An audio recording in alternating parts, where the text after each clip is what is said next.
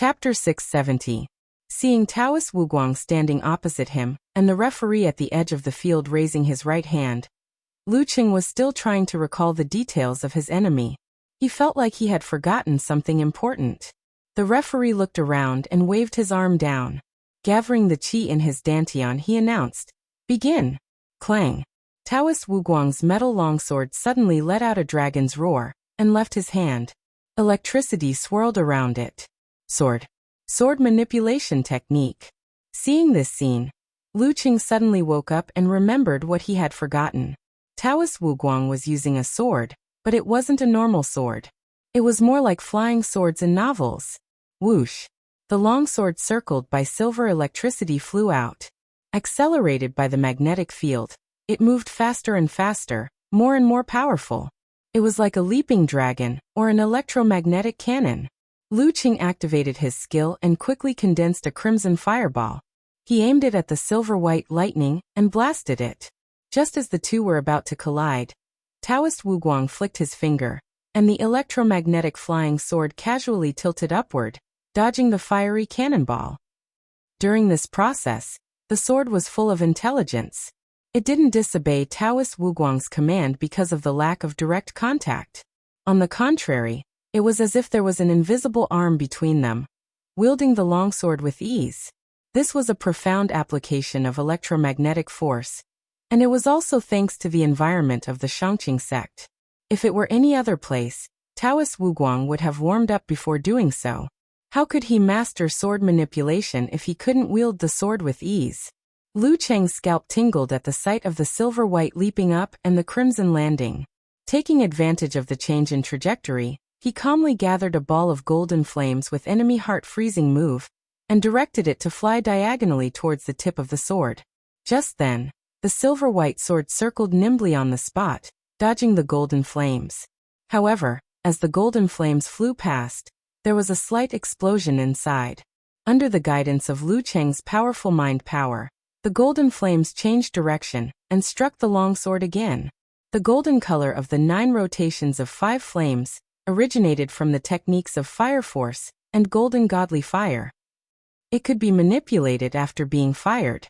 Once a martial artist mastered it, he could make it change direction twice or even 3 times.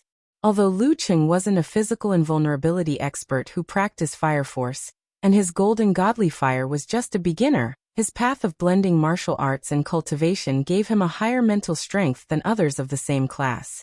Moreover, he also had the ability to balance ice and fire, which gave him a better control over external forces. Coupled with the uniqueness of the golden flame, he naturally mastered the technique of 2-directional changes in advance. The golden fireball trailed behind it as it collided with the silver longsword. Suddenly, Taoist Wuguang jabbed forward with his finger, and the sword's radiance accelerated, deftly evading the enemy's attack and causing the fireball to suffer a nose full of dust. Lightning leaped, moving faster and faster in the magnetic field.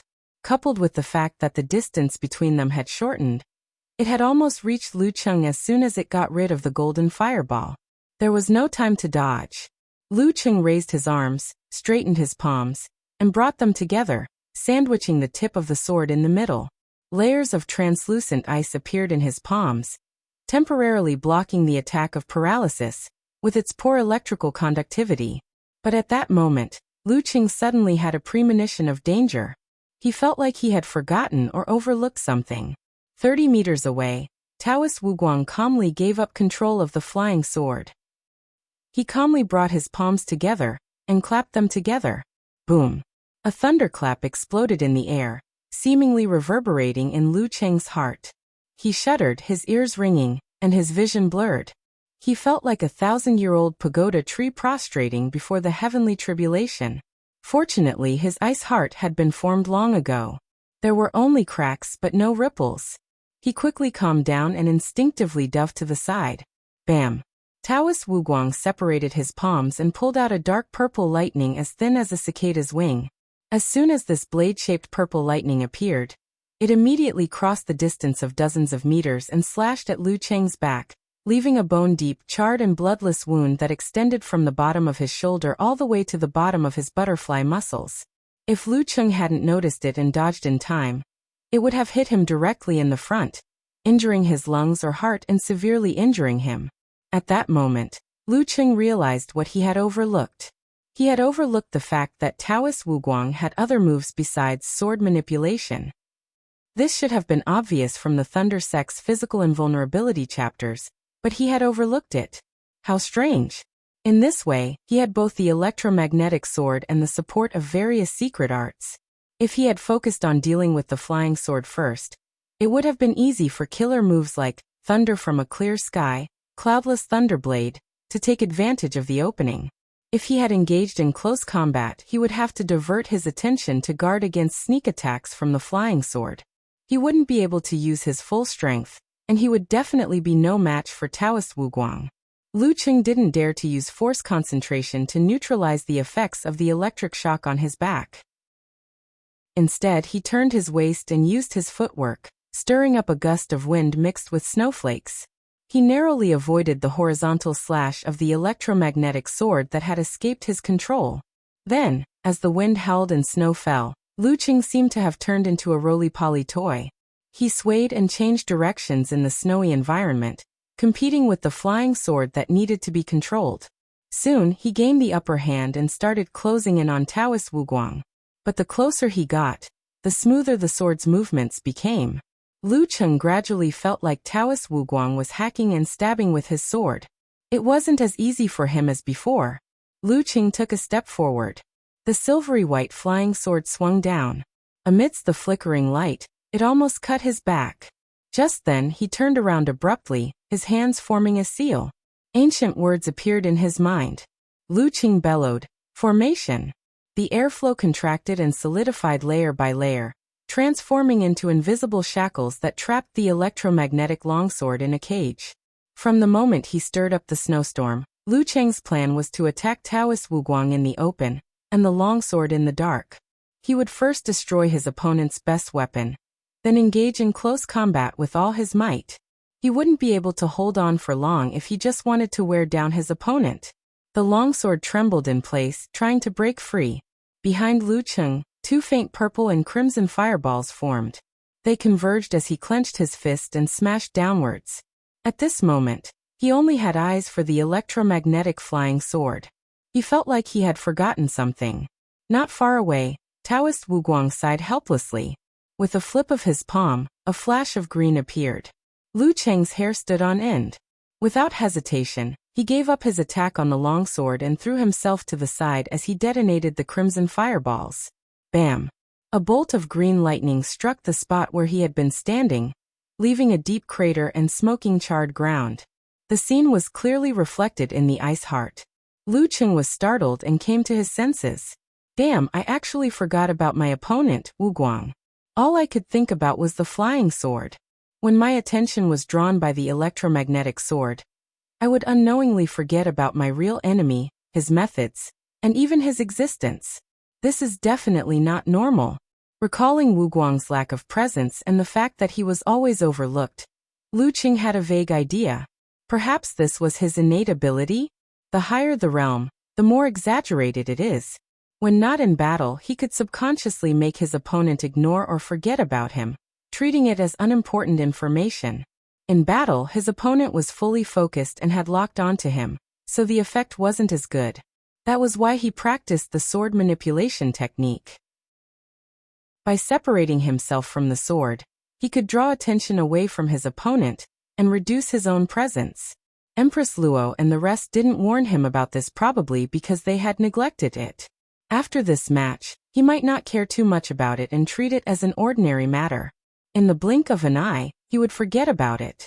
No, I have to write it down in my notebook. His mind raced. He didn't slow down his footwork, carefully avoiding areas with high-voltage wires and strong magnetic fields. He created a feathery snowstorm on the mountaintop, concealing his tracks to a certain extent, so that he could treat the wound on his back and the effects of the paralysis. He was also looking for a way to deal with Taoist Wuguang's strange talent. However, the electromagnetic longsword seemed to have locked onto him, or was attracted by him. It kept coming at him without getting lost, forcing him to keep moving so that he wouldn't be distracted again. As he moved, Lu Qing used the ice heart to clearly reflect his surroundings.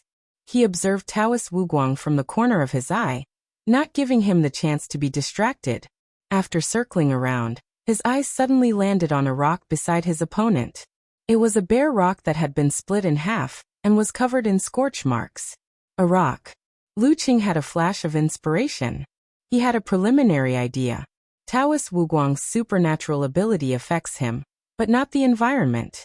I may ignore him, but I won't forget my surroundings. Wouldn't it be better to add a source of information, form a network structure, and give him a reference and a benchmark? After making up his mind, Lu Qing took advantage of the turn and formed faint purple, crimson, light blue, gold, and white fireballs around him. He had them circle around him in a regular pattern like satellites. After taking one last look at Taoist Wuguang's position, and confirming that there wasn't much change, Lu Qing suddenly turned around, clenched his fist, and punched at the electromagnetic flying sword that was chasing after him. He clenched his fist and met the tip of the silvery white sword head-on. At the same time, the 5 colored fireballs around him flew out and enveloped the 2 halves of the charred rock, its front, back, sides, and Taoist Wuguang. Seeing this, Taoist Wuguang lowered his waist and leaped into the air, shooting into the distance like a bolt of lightning. Behind him, explosions rocked the air, sending clouds of dust into the air. Purple and gold flashed in a myriad of colors. As Taoist Wuguang dodged, the electromagnetic flying sword seemed to have lost most of its spirituality and became rather dull. It was hit by Lu Qing's punch, bending its body and whimpering as it flew backward. P.S. I forgot to set a time for today's chapter. Just treat it as an early release. Chapter 671. After sending the electromagnetic longsword flying with a punch, Lu Qing used his cosmic universe sect technique to quickly form new crimson, faint purple, light blue, gold, and dazzling white. Instead of firing them all at once, he had them follow Taoist Wuguang's footsteps in a chain of bombardments. During this process, at least 3 fireballs circled and circled around him, as though they were man-made satellites or divine immortals. Boom, boom, boom. Lu Qing was like a cannon, firing off a barrage of purple, crimson, and golden missiles, forcing Taoist Wuguang to unfold his body and swim around like a wild goose to avoid the attacks. The silvery white flying sword regained some of its spirituality and once again circled Lu Qing, slashing, slicing, stabbing, swiping, and twisting. It was trying to break through Lu Qing's defense while he was distracted with Taoist Wuguang, disrupt his 5 flames, and even kill him. However, Lu Qing's gaze was fixed on the distance, but his mind was on the inside. While paying attention to the target objects around Taoist Wuguang, he also reflected his surroundings. Wherever the electromagnetic longsword wanted to destroy the fireballs, he would fire them first. As for the electromagnetic sword beam's attack on him, he didn't care at all. It was purely based on his premonition of danger. At the critical moment, he instinctively spread out his arms so that his fist, which was wearing an ice crystal glove, hit the sword and sent it flying. The battle went on for a while. Neither Lu Qing nor Taoist Wuguang could find a quick way out of the stalemate. They could only wait for another opportunity to present itself. To Lu Qing this wasn't a bad thing, but a good thing. He hadn't forgotten that his goal was to wear out his opponent as much as possible. This situation was perfect. Taoist Wuguang's movements and turns were getting faster and faster. His footsteps were accompanied by howling wind and thunder, shrouding the mountaintop in a low hum. Layers of clouds accumulated and hung low in the sky, as dark as lead, oppressing the hearts of the people.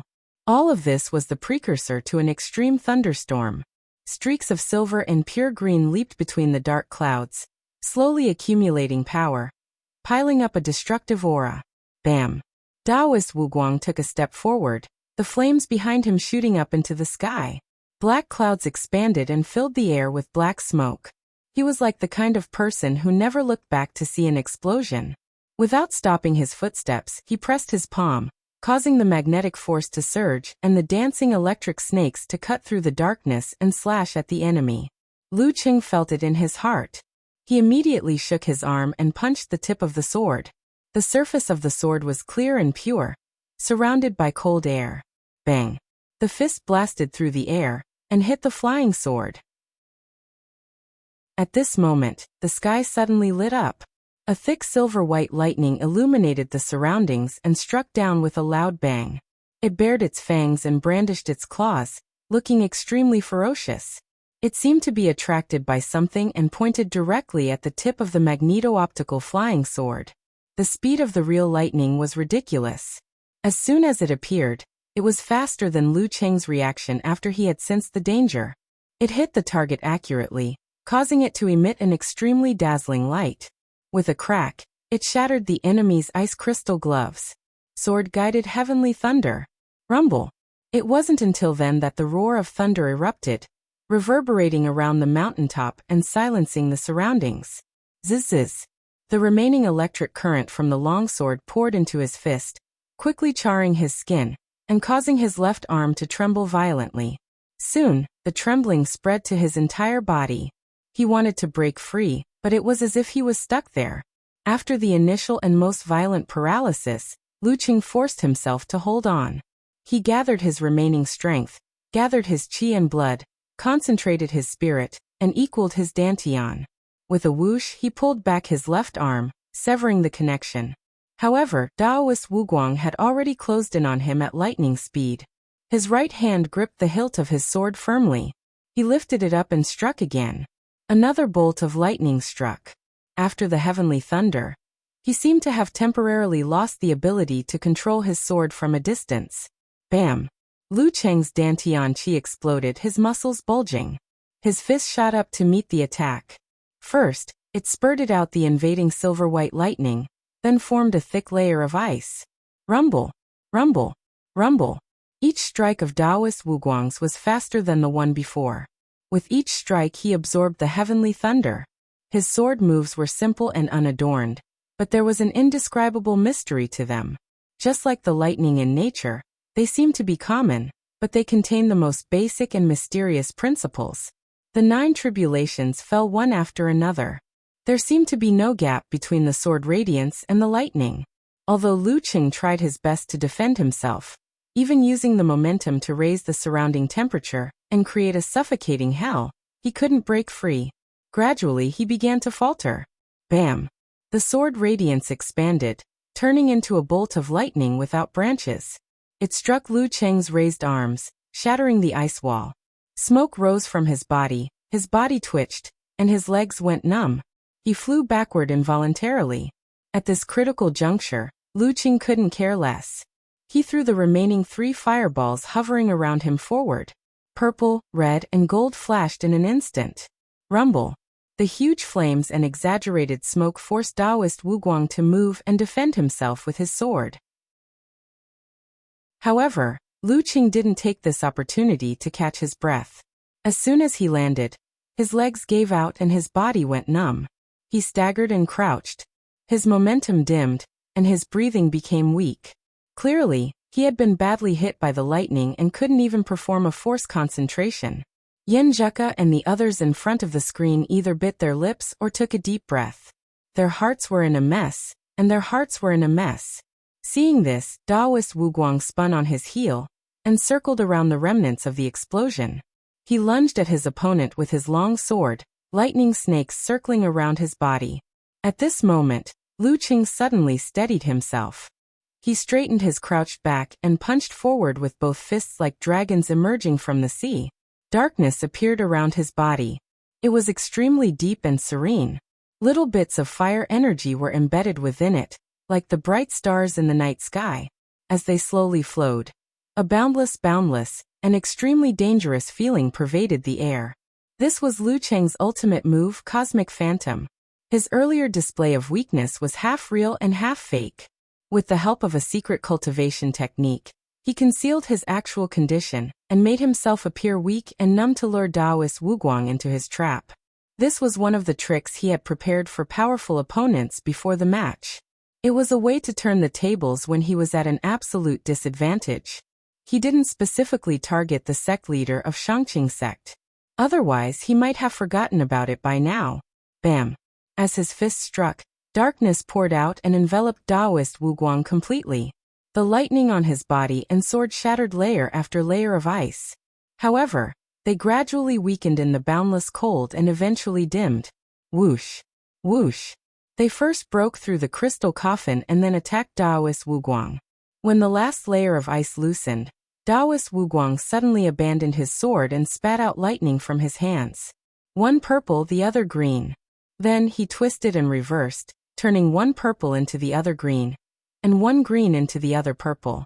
They quickly collided. Without a sound, the light of the stars was stripped away, leaving behind a spherical, black, sunken bolt of lightning. It absorbed everything around it before exploding outwards. The eighth move of the Thunder Sect, Yin-Yang Reversal, Devourer of Darkness. Rumble. Light and flames were thrown out. Lu Cheng, who was about to continue his combo, had no choice but to twist his back and throw himself to the side with a gust of wind. Even so, the places where he was brushed by the force of the reversal still burned with pain. The storm eased slightly and Daoist Wuguang's figure reappeared. The wooden hairpin in his Daoist bun was broken at an angle, his black hair and silver strands falling messily. His two sleeves were missing, revealing thick arms that didn't match his age and appearance. They were a bloody mess. Other parts of his body were cracked and charred, and some even showed bones. He was no longer ordinary, and was in a sorry state. As his aura plummeted, he raised a finger, dispersing the remaining dark clouds in the sky.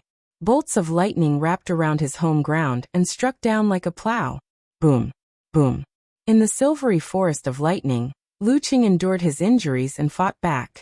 Sometimes he dodged, sometimes he moved with clever footwork, and sometimes he swung his fists to parry the lightning serpents. Just as he was about to survive this wave of attacks, he suddenly felt a sense of danger. Without thinking, he took a step back and swung his forearm to the side. Bam! His muscles, which were condensed into ice walls, smashed into a silvery white sword blade, causing it to bend and fly backwards. Daoist Wuguang's electromagnetic longsword had taken to the air again. He had almost succeeded in his sneak attack. With the successful attack and the lightning dissipating, Lu Qing didn't feel happy. Instead, he felt an even stronger sense of danger. Bam! He detonated the remaining Emperor Yen in his body and shifted to the side. At that moment, Daoist Wuguang's figure appeared behind him. No one noticed him. Lu Qing had almost forgotten about his opponent again. Seeing him dodge in time, Daoist Wuguang's face was impassive, neither happy nor angry. He flipped his palm and pointed it at the sky. The purple seal in his eyes shone brightly, penetrating from top to bottom. Lu Qing had just finished his move when his eyes flashed. A bolt of purple lightning formed a dozen meters above his head and struck down mightily. After dodging, he only had time to tilt his head despite his heightened sense of danger. The bolt landed squarely on his shoulder. Bam! Enveloped by the penetrating light, every inch of his bones became distinct. He froze, trembling and paralyzed. The first move of the Thunder Sect, punishment on behalf of heaven. Whoosh! Daoist Wuguang moved his fingers, and the electromagnetic longsword accelerated again. It shot out like a cannonball and hovered between Lu Cheng's eyebrows. Lu Cheng had just recovered when he saw this. He sighed dejectedly and stood still. The referee raised his right hand and announced loudly, "Round 3, Daoist Wuguang wins." Chapter 672. Round 3, Daoist Wuguang wins. Lu Qing didn't feel that anything was amiss when he heard the announcement. Instead, he focused more on assessing his own emotions. Every defeat made him feel dejected, and this match was no exception. Although he had injured his opponent and drained him of his energy, achieving his initial goal, Lu Qing still felt that he could have done better and lasted a little longer. He shouldn't have lost so easily. To be honest, this was the first time he had encountered an opponent like this. He used to joke that some people's presence was too weak, as if they had supernatural powers. It turned out that such a thing really existed, and Daoist Wuguang was one of the best. All the information on him had inadvertently neglected this crucial point, making people think that he was just a weak presence. Once they encountered him, they would immediately be at a disadvantage. The slightest distraction would cause them to forget about their opponent and focus on the wrong target. If it weren't for Lu Cheng's ability to foresee danger, he would have suffered a crushing defeat in today's battle. Luckily Wuguang Taoist Wuguang didn't practice the secret arts of the dark sect or death sect. Otherwise, he would have been even more terrifying and unpredictable. Lu Qing rejoiced and collected his thoughts. He planned to jot this down in his notebook, so that he wouldn't forget it again. Phew, thank you for your guidance, senior. He exhaled, bowed to the sect master of the Shangqing sect, who was of the same seniority as his master, and returned to the edge of the cliff where the Longhu Club was located. Aya, how did we lose? Eternal Nightfall. Yan Shaoling slapped her thigh and posted a message on the forum. It felt like it was over before they could figure out who the opponent was. There wasn't a strong sense of regret. It was as if they had never fought this match. Similar thoughts flashed through the minds of Yan Zhika, Kai Zhongming, and the rest. They felt like they were watching a fake match. As for the Shangqing sect members, they turned their attention to their next opponent. Ghost King Ning Zitong had already stood up. Her skin was fair and smooth, and her black hair was coiled up elegantly. Coupled with her majestic beauty, she was exceptionally eye-catching. No one could tell that she was in her 40s. She wore a loose-fitting navy blue martial arts suit that hid her beautiful figure. She walked over to Lu Qing and nodded slightly in greeting. Lu Qing nodded in response and clenched his fist instinctively as encouragement. After brushing past Ning Zitong, he returned to the guest team seats. The Dragon King Chen Qitao looked at him calmly. He wasn't disappointed, but he wasn't happy either. He quickly turned his attention to the third match that was about to begin.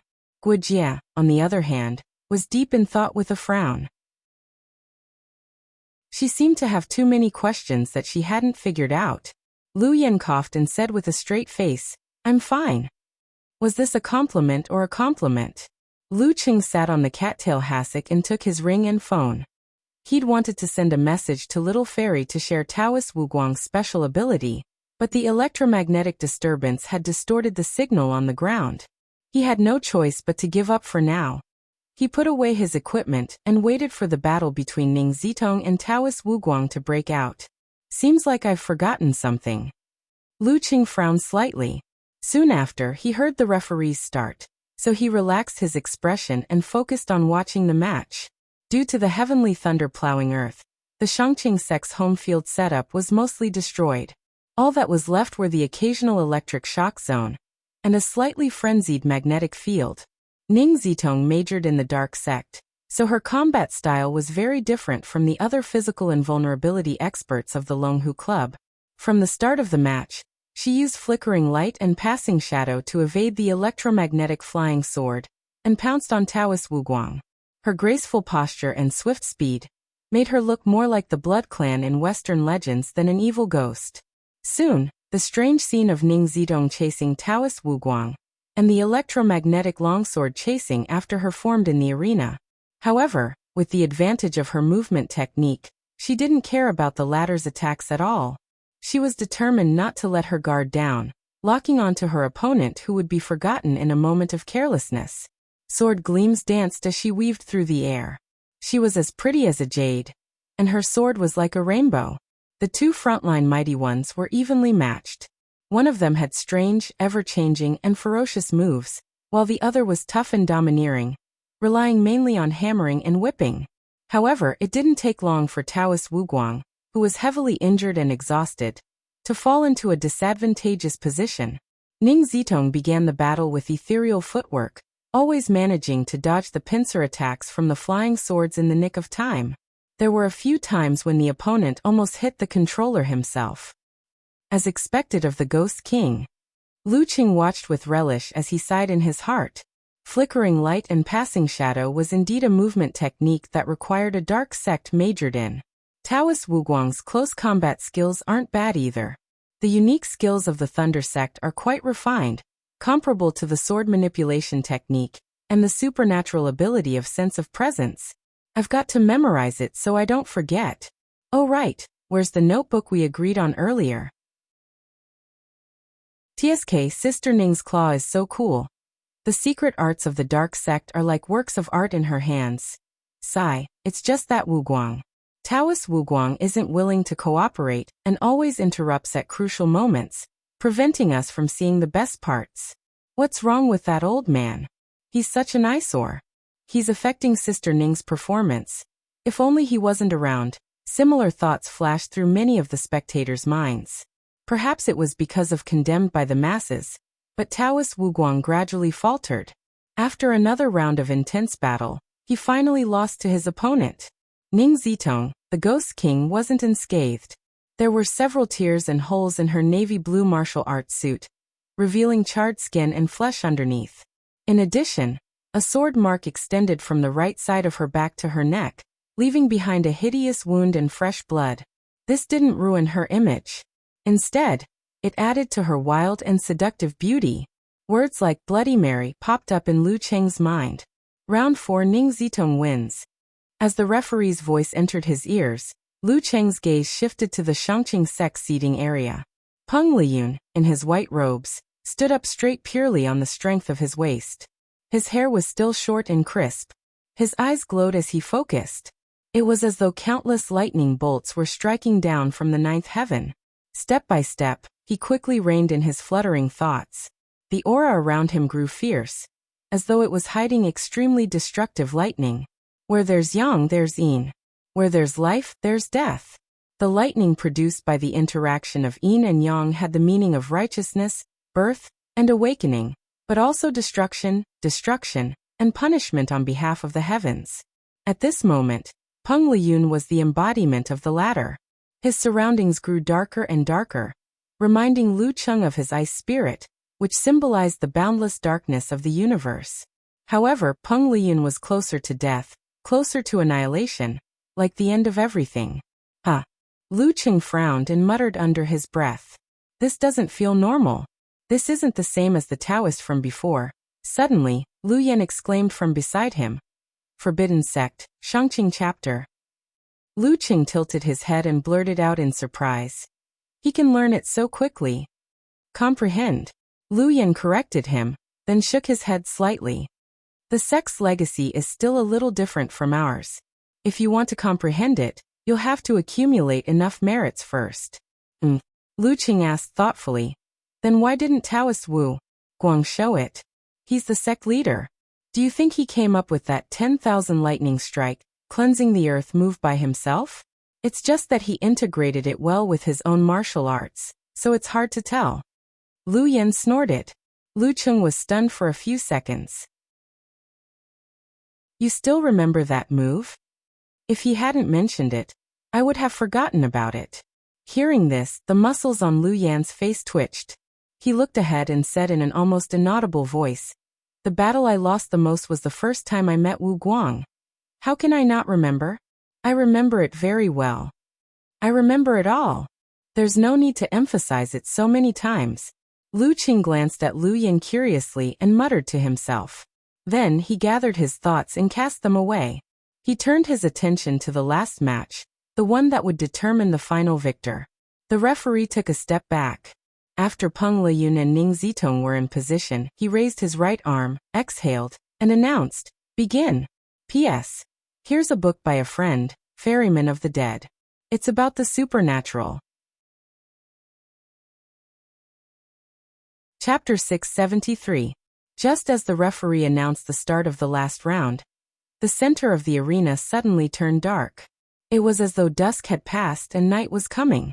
Ning Zitong's figure became extremely faint. She wandered in this world, as though she had returned to her own country. Her current fighting style was the complete opposite of before. She no longer pressed forward madly. Instead, she relied on her outstanding body movements to dodge or fight in the blink of an eye, not giving her opponent a chance to catch his breath. Instead, she was like a seasoned, professional assassin. She carefully circled around, concealed herself, and patiently waited for an opportunity to strike. Her opponent wouldn't dare to let his guard down in the slightest. This was the mainstream fighting style of the Dark Sect. It was only then that Lu Cheng understood the real reason Lu Yan had allowed Ning Zitong to fight last. After a tough match, she was severely weakened in all aspects. In addition, she was also injured. Such a strategy was indeed the best choice to win. No matter how tired or weak one was, as long as one still had the energy to fight, the Dark Sect martial artists could still succeed in a sneak attack and turn the tables. In the darkness, Peng Liyun wasn't in a hurry to attack. He wasn't focused on tracking the Phantom King either. Instead, he half closed his eyes as though he was sensing something. He turned a deaf ear to the killing shadows and illusions that appeared around him from time to time. He wasn't affected by them. 10 seconds later, another illusionary shadow protruded. It spread its fingers and grabbed at his back. At that moment, Peng Liyun's eyes suddenly opened. Rays of light gathered in his eyes, so bright that it was as though the sun had descended. Crack! A bolt of lightning streaked across the sky, illuminating the surrounding darkness. The illusionary shadow faded away, revealing Ning Zitong's beautiful face. Peng Liyun took a small step diagonally forward. He stomped on the ground, twisted his ankle, straightened his calf, and twisted his knee in reverse. He channeled his strength bit by bit, causing the muscles in his waist and back to bulge. In this move, he used multiple methods of exerting strength. However, they were all perfectly coordinated and merged into one, allowing the explosion to converge into a torrent. Bam! Like a giant swallowing lightning, Peng Liyun turned his body halfway, raised his arm, and threw a punch to the side, hitting Ning Zitong's phantom claw. In the blink of an eye, Ning Zitong suddenly flipped her wrist. With a slight dip of her waist, she turned her grip into a support and blocked the attack. She managed to avoid the damage caused by the brute force of the attack, but she also stopped her smooth footwork.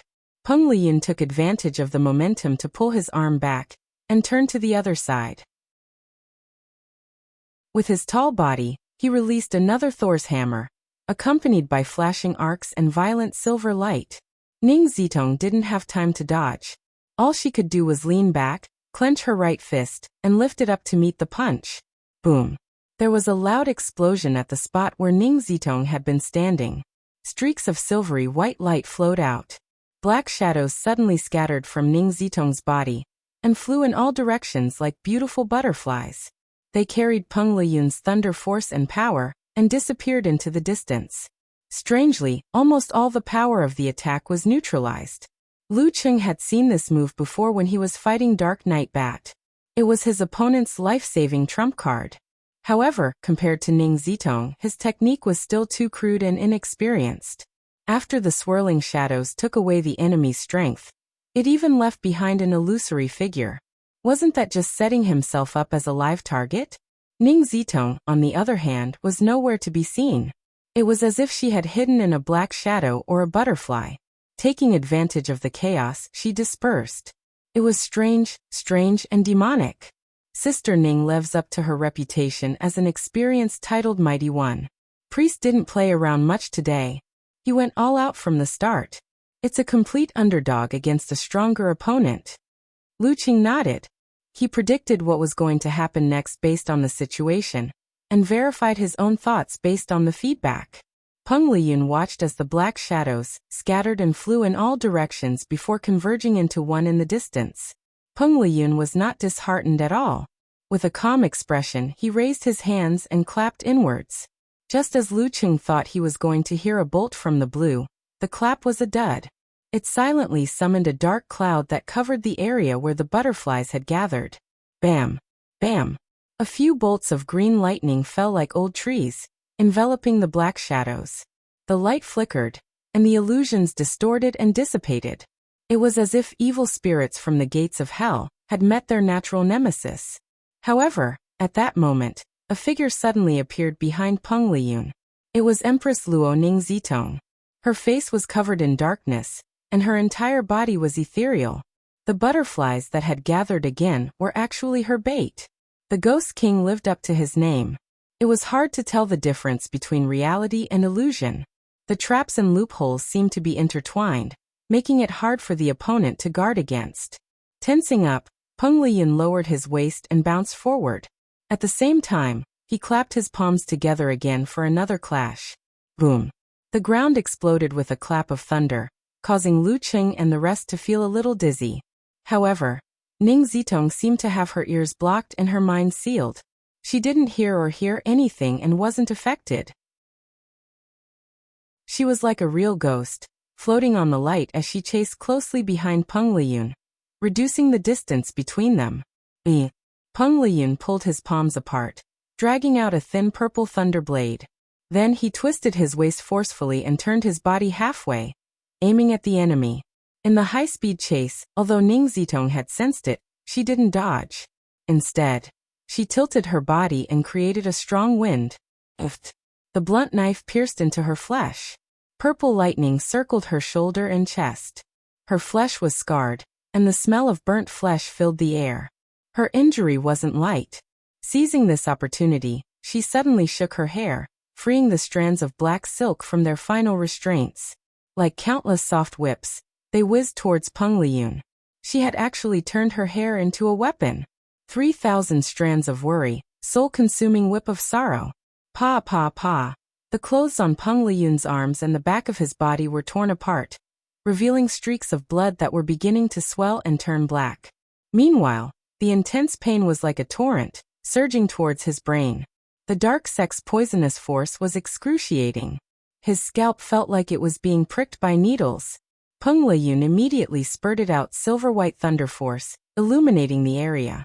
This not only burned the poison, but also paralyzed the transmission of pain signals. Bam bam bam. Bam bam bam. Ning Zitong didn't let her opponent off the hook. She launched a frenzied attack, as if she could capsize her opponent in the next second. Peng Liyun didn't panic. Using the punishment on behalf of heaven, or the Nine Heavens ensemble, he continued to use his fists and legs to defend himself. After a tough battle, Ning Zitong couldn't attack for long. Just as she took a breather, she was immediately counterattacked. She was completely suppressed by her opponent's fierce thunder hammer. She closed in step by step, and when she finally managed to put some distance between them, she started moving again. At this point, the battle had entered its most intense phase. One of them was poisoned, one was injured, one was slightly weaker, and one was tired. It seemed like the outcome would be decided at any moment. Lu Cheng and the rest watched intently. Their hearts were in their mouths as they watched the battle unfold nervously.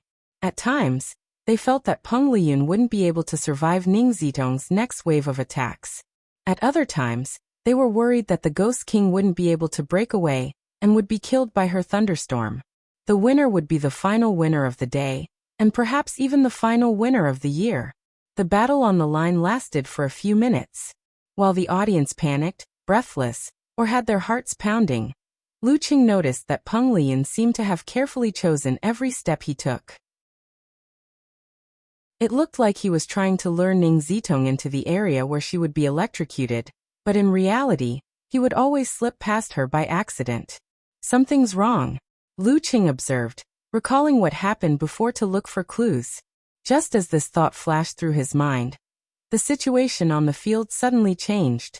Peng Liyun took a step back and stepped on the broken contact point of one of the high-voltage wires. Bam! All the similar points lit up instantly. The electric arcs that were supposed to be channeled to the ground leaped back in unison, exploding with the last and most dazzling light. The wires that extended to the bottom of the mountain caught fire and cut off the follow-up. Bam! With Ning Zitong as the core, the electric arcs started to curl inwards, like petals of a lotus flower that was about to close up. With her mysterious footwork, Ning Zitong found an opening and dodged out at high speed. However, a shadow appeared in front of her. It was the shadow of a thunder giant that connected the sky to the earth. Peng Liyun stretched his limbs and bulged his muscles, becoming extremely tall. Using his arm as a giant hammer, he swung his fist forward under the protection of the thunder seals. A gloom appeared on his fist, drawing in all the electric arcs and transforming them into an aura of destruction. After brilliance comes eternal silence. After brilliance comes destruction.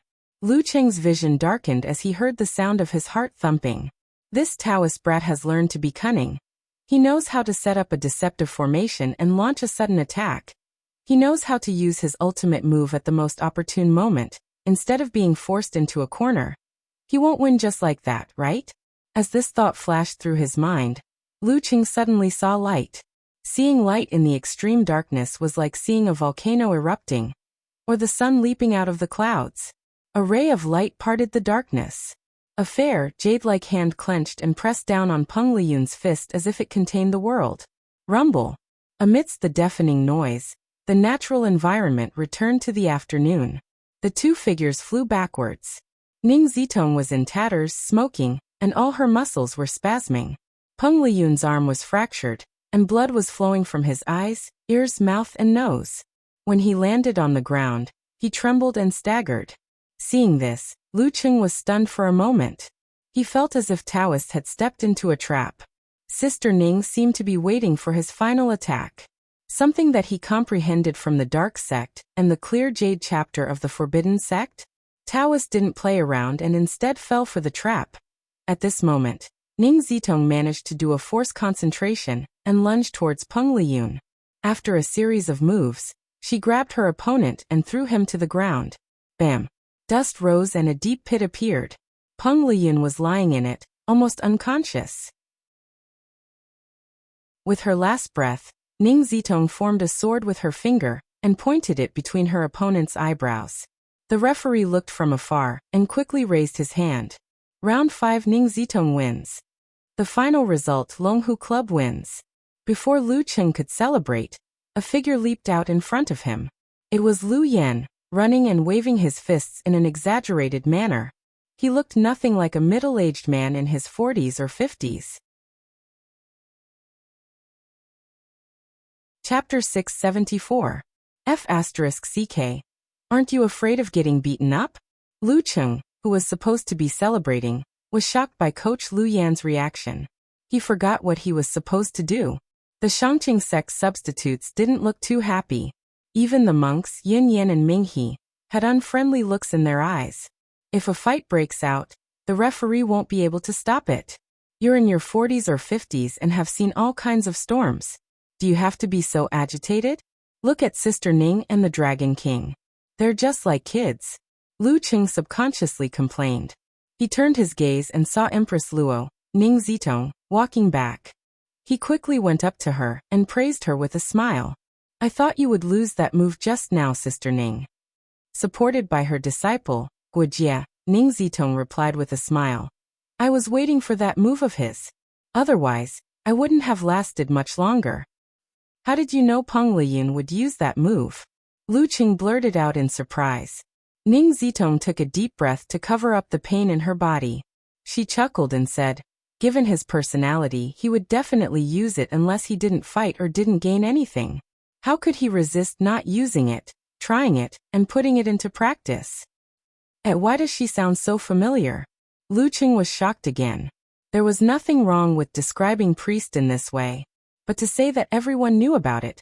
Looking at Lu Qing's dumbfounded expression, Ning Zitong half-joked and half-explained.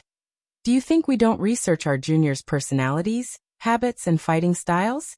After confirming that Peng Liyun had a higher chance of winning, I started thinking about many things.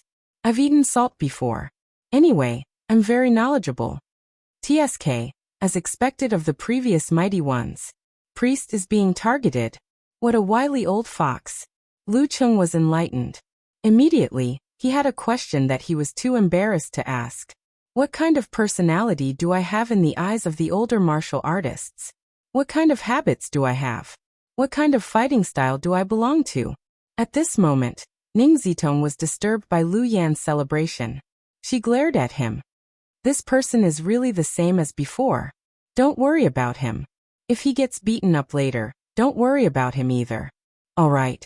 Before Lu Qing could finish his sentence, he saw the Dragon King, Chen Qitao, who had been sitting steadily like a mountain with his sternum broken, slowly stand up.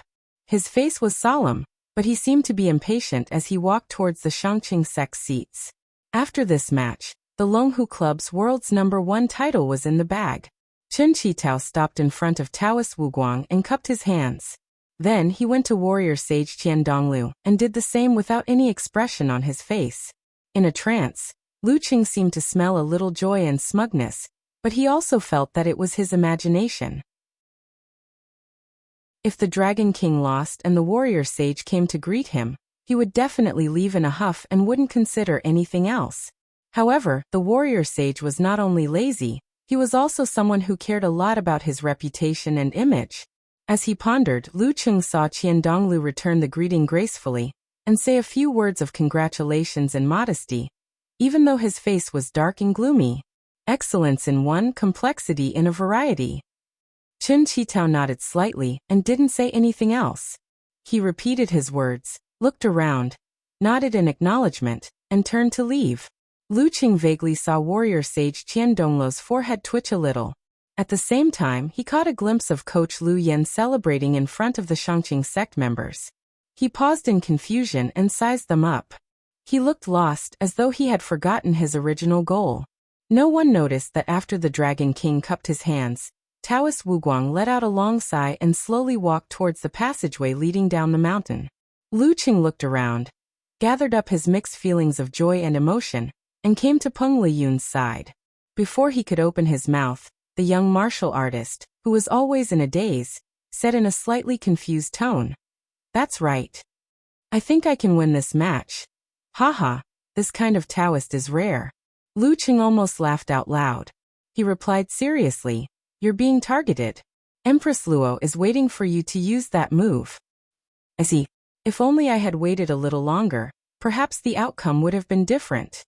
Compared to Ning Zitong, who needed support, Peng Liyun was at least able to walk and jump despite his serious injuries. He couldn't help but feel a little disappointed. Lu Qing couldn't help but grumble. "Why didn't you tell me that you've comprehended the Forbidden Sect, Shangqing chapter?" "Didn't I tell you?" Peng Liyun's attention was diverted. He frowned and fell into deep thought. Then he answered his own question. "I was just about to type this a while ago when I suddenly thought of a recent astronomical discovery. That was it." Then, as usual, Lu Qing was about to complain when Peng Liyun retracted his thoughts and sighed with a smile. "Otherwise, you would have left me in the dust. You created your own path, mixing martial arts and cultivation. After reaching physical invulnerability, you improved the fastest among the three of us." Lu Qing didn't hide his path from Peng Liyun and Run Li. With their current status, strength, and insight, they would be able to hear and see something. "So you succeeded in comprehending it?" Lu Qing wanted to cover his face and sigh. "Taoist is really hot on my heels." In today's match, Warrior Sage, who had the home field advantage, was indeed better than Dragon King. Wuguang Taoist was also slightly better than Empress Luo. Lu Qing was the only one who could beat Taoist by a little. Based on the analysis of the cards, the chances of Longhu's side winning were next to none. However, by relying on targeted arrangements and accurate judgment when Yun Yin gave up on Peng Liyun, Longhu still won by a hair's breadth in the end. I'm about to become the champion of my first top-level professional tournament? I'm about to become a member of number 1 in the world? Lu Qing felt as though he had just woken up from a dream. He was momentarily stunned. Perhaps it was because he had just participated in a match, but he wasn't emotionally prepared enough. Since they were in someone else's sect, the members of Longhu Club didn't stay long. They quickly went down the mountaintop and met up with their respective assistants. "You're so happy?" Lu Qing glanced at Amon's expression and asked casually as he sat by the window. Amon didn't hide her joy. Smiling, she said, "Number 1 in the world. And we have a bonus. This isn't a small amount." "No wonder." Lu Qing nodded in realization. "No wonder you're happier than me." At this moment, his phone signal had been restored. He had received many congratulatory messages. In a flash, Lu Qing saw Yenjika, setting off firecrackers expression. "You're the champion of your first top-level professional tournament." "That's exactly what I thought." Lu Qing sighed while covering his face. "I'm still a little dazed after just one match." You'll get used to it. There will be more in the future." Covering mouth and laughing expression, Yenjika replied, "Tell me, have you ever dreamed of becoming the champion of a top-level professional tournament? Does this count as your first dream coming true?" "I have. But this time doesn't count. Wait until I become the main force." Clenching fist expression, Lu Qing replied. "Yeah." Eyes shining expression, Yenjika replied. "Then let me ask you, how does it feel to fight the warrior sage?" I'm still a distance away from him. I'm thinking, could Priest be the illegitimate son of the warrior sage? They're really similar in some ways." Lu Qing snickered. He said he would use his left hand to fight me, and he really did use his left hand most of the time. Even if his right arm was injured, he still had a lot of options. It wasn't that the warrior sage's left hand wasn't powerful. It was comparable to other people's well-honed physical invulnerability secret arts. But there was no need to be so limited. Sex style, I guess. Yin Zhika replied hesitantly. She then asked with some doubt. What about fighting Taoist Wuguang? I always felt that this senior was nothing special. How did he become the leader of Shangqing sect, and a titled mighty one? Lu Qing recalled carefully and suddenly realized. He used the sword manipulation technique. He had the supernatural ability to make people forget and ignore him. I have to record it in my notebook. I almost forgot about it. Luckily, Cuckoo reminded him. He quickly pulled out his notebook, intending to write down what he had learned and experienced. So impressive. Oh right, what's with the notebook? You've never mentioned it before. Dumbstruck expression, Yin Zhika replied. Lu Qing scratched his head and smiled foolishly. I've mentioned it before. It's a notebook that records ordinary details. For example, things between us, the chat records I often send, and he even kept and collected these, much more detailed than me. Yin Zhika's mouth was half open and her eyes were shining. She said, come let me appraise it. The couple reminisced about the sweet memories of the past. Their conversation wandered until the girl left for the summit. After chatting with Kai Zongming and the others for a while, Lu Qing put away his phone and looked out of the window. The mountains were clear and misty, surrounded by clouds. What a beautiful day. He couldn't help but sigh. The next step was to wait for Ku to return to China for the winter holidays. Chapter 675. After a short rest and stabilizing of their injuries, the Longhu Club members left the hotel in the coaster and began their journey back south. By the time they reached Huaqing, it was already late at night. It wouldn't be an exaggeration to say that it was the middle of the night. I'll sleep in the club's room tonight. Lu Qing walked out of the car and looked up at the sky. Dragon King Chen Qitao and Empress Luo, Ning Zitong, were both severely injured. They alighted at the club's affiliated hospital. Although their self-healing abilities were strong and they could recover quickly by themselves, as martial artists, they had to have enough self-awareness. That is, if they could recover a little earlier, they had to do so. If they could reach their peak condition a little earlier, they had to do so earlier. Accidents wouldn't wait for you, and neither would your enemies. Any mighty one with rich experience in war-torn zones understood this, including Chen Qitao, Geezer Shi, Lu Qing, Peng Liyun, and Run Li. Therefore, using modern medical technology to speed up the recovery of injuries was a natural choice. Even the proud and awkward Dragon King wouldn't reject it. Hearing Lu Cheng's words, Coach Lu Yin shook his head and muttered, "At times like this, I need the bed I'm most familiar with." With that, he got his personal chauffeur to drive the SUV over and drove away from the entrance. "All right, I'll get old Zhao to rest first." Almond turned around and jogged a few steps to inform the chauffeur, Zhao Zhenhua. "Let him give you a ride." Lu Qing instructed with a smile. "It's fine, I'll sleep in the club too. I have a room in the assistant team. It's already 2 in the morning. Instead of going back and forth, I might as well get more sleep." Almond was in a good mood. Lu Qing didn't nag her. After seeing that Guojia had also chosen to stay in the club, he passed through the guarded door and took the elevator to the 5th floor. He planned to tidy up and rest. Yin Zheka had just finished her dinner and was listening to the upcoming meeting. Lu Qing, who was full of energy after a deep sleep in the car, suddenly felt a little bored. At this hour, other than a few night owls, no one he knew was active. Lu Qing stood by the window and looked at the lake in the distance. He looked at the flashing neon lights and the quiet and cold darkness. For some reason, he felt like he was the only one sober when everyone else was drunk. Priest didn't relax at all.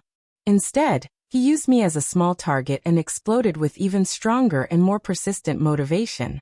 This time, they were able to win against the High Clarity sect mainly because of luck. If their superclass Taoist Yun Yin was not injured, everything would definitely be different. I did pretty well in this match and defeated the warrior saint, who only had a sliver of health left. However, the gap between us was still very obvious. He had to guard against arrogance and rashness, and continue to work hard. Lu Qing was suddenly in high spirits. He picked up his phone and sent a message to his little fairy. "I slept too much. I'm going to train. I have a big goal. I want to catch up with the Dragon King and the Warrior Sage. After a while, Yenjika sent a smiley face emoji. Does that mean we should get high? Luqing couldn't help but laugh. He put away his phone, changed into his martial arts suit, and walked down the safety passage to the bottom floor. He passed through the cloister and arrived at the entrance of the volcano laboratory. There were people on duty 24 hours a day, which was the Dragon King's request. After keying in the password and going through the scan, Luqing entered this place that had a sci-fi feel to it. He instructed the staff to activate volcano mode. In one of the silver-white metal rooms, the heat was slowly eroding, gradually becoming scalding hot. Before long, the density of the air changed, causing the light to turn into a haze. Luqing's long and deep breaths began to slow down. It seemed that he had to filter the air before he dared to let the air into his body, to prevent it from burning his fragile body. Red and orange colors swam before his eyes. Luqing felt as if he was completely engulfed in flames. His skin and pores were burning painfully. Invigorated, he activated Emperor Yen Force and controlled the flames around him. He tamed them like a child's toy and let them roam happily on his clothes. The temperature rose higher and higher until it reached a limit. Luqing endured the burning sensation all over his body, got into a stance, and started practicing his punches and kicks. After the battle with the warrior sage, he realized that his opponent's ability to control the environment was very strong. Unlike himself, his supernatural ability and heaven and earth blessing were simply mixed together and didn't achieve the effect of 1 + 1 = 2. More importantly, the warrior sage had turned his own experience, thoughts, and understanding into moves that were closely connected to his surroundings. Therefore, it was mysterious and full of hidden changes. It was very much like the connection between man and nature. This is something I can't compare to him in. Apart from the training of my mind, I can't slack off in other areas. As he thought about it, Luqing became more serious in his training. There wasn't a single drop of sweat on his body, because it evaporated as soon as it came out. After an unknown period of time, he finally felt tired. He stopped his training and turned off volcano mode from the inside. Not bad. He smiled and warmed up his punches and legs. He slowly walked out of the laboratory and saw Guojie outside. Guojie expected to see Luqing coming for morning training, but she didn't expect him to leave. She was a little stunned and blurted out, "So early? You're pretty early too," replied Luqing with a smile. She's indeed a martial arts fanatic. Just watching from the side made her work harder. Guojie frowned slightly and didn't say anything else. She stepped into the volcano laboratory. Luqing laughed and walked into the quiet and empty corridor. The sky was still dark. The moon was low, and the stars were low. The faint light shone in quietly, dragging his shadow long. There was a hint of excitement in his tiredness. Luqing felt the cool breeze. His footsteps suddenly became lighter, as if the morning sun was coming after a long journey. At this moment, he had that feeling of my future is not a dream. The next day was Monday. As usual, Luqing participated in the guidance class of the reserve team as a physical invulnerability mighty one. Unexpectedly, he saw a familiar face among Tu Zheng and the others. It was the elegant and handsome Li Xiaoyuan, who looked like an immortal with his long hair draped over his shoulders.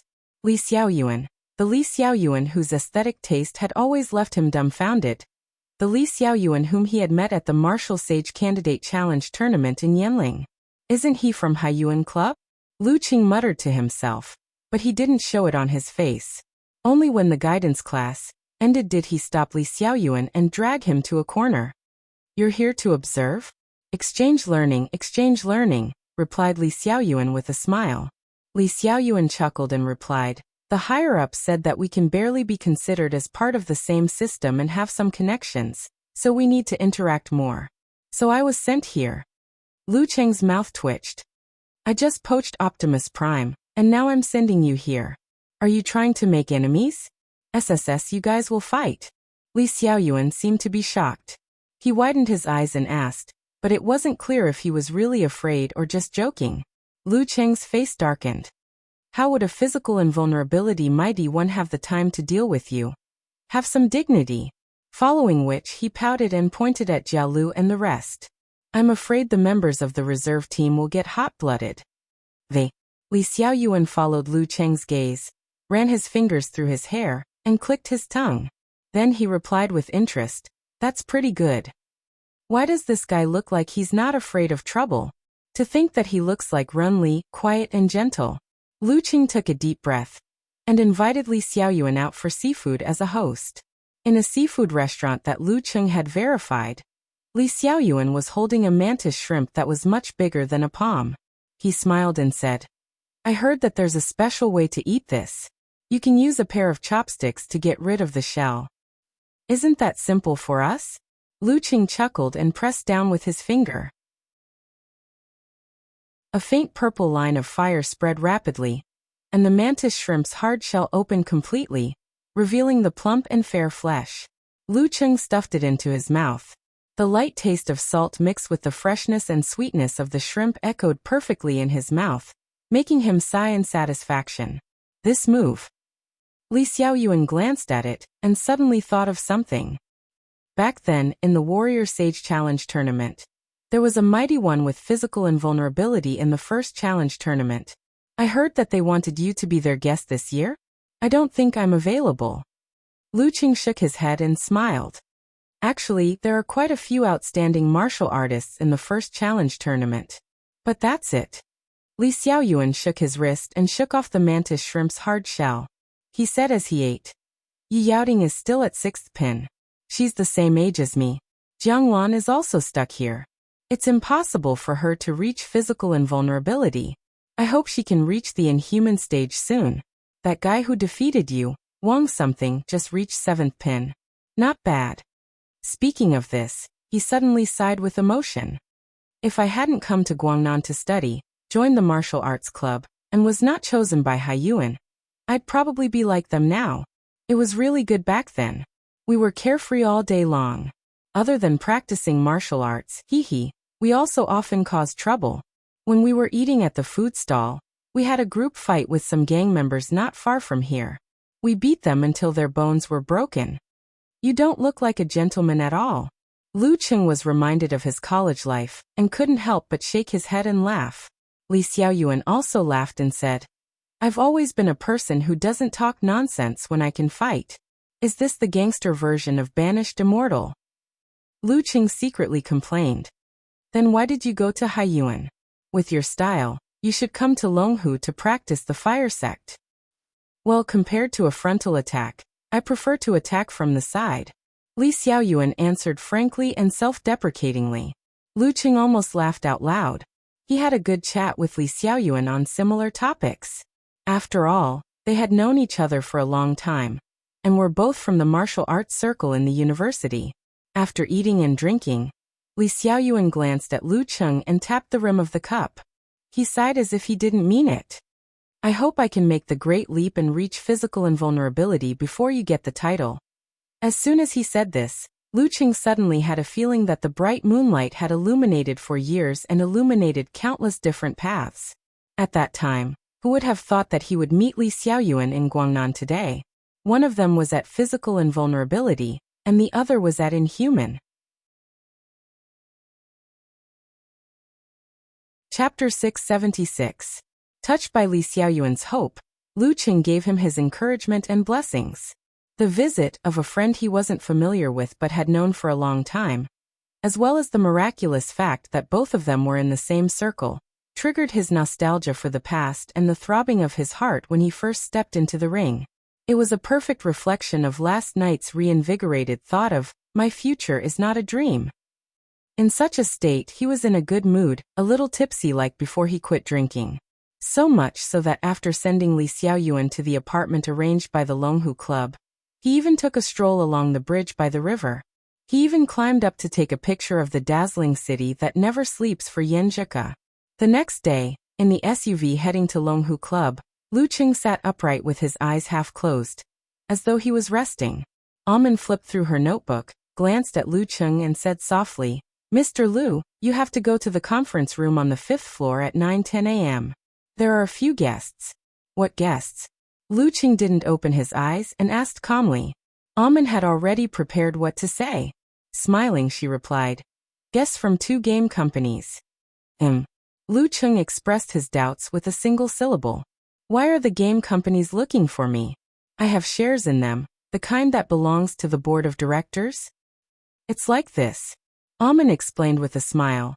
"Your current endorsement contract and portrait rights are being handled by the foreign affairs team. They're going through the club's procedures. Recently, they've negotiated 2 game contracts. One of them is a console fighting game called The Great Martial Artist. They've spent a lot of money to obtain the authorization of most of the physical invulnerability experts. This allows ordinary people to control different mighty ones to compete for top titles. So they need me to work with them on the data modeling and the design of moves?" Lu Cheng had played similar games before. The once popular King of Fighters belonged to this category, so he was no stranger to the game. He already knew what was going on. "Should be." Amin gave a positive answer and continued, "The other one is called League of the Strong. It should be a real-time battle game for mobile phones." Lu Cheng nodded slowly and said, "Then tell them in advance not to waste too much of my time. This kind of thing couldn't be done by an assistant." "Okay," Amin replied calmly. After morning training and breakfast, Lu Cheng changed into clean clothes and arrived at the conference room on the 5th floor on time. He saw the game company staff sitting on both sides of the table. "Good morning, Mr. Lu, sorry for troubling you." One of the men wearing frameless glasses stood up and greeted him. "Of course." Lu Cheng didn't put on airs. Smiled. "What do you need me to do?" "Actually, we have already built a model based on your recent few physical invulnerability level battles, and recreated the effects. However, as you have participated in too few battles, we are afraid that we might overlook something. Therefore, we still have to trouble you to do a simple data collection. Don't worry, it won't involve anything too specific." The man wearing rimless glasses explained with a smile. "The other thing is the 3D model of your appearance and the design of the special celebration action." "No problem," said Lu Cheng after a short pause.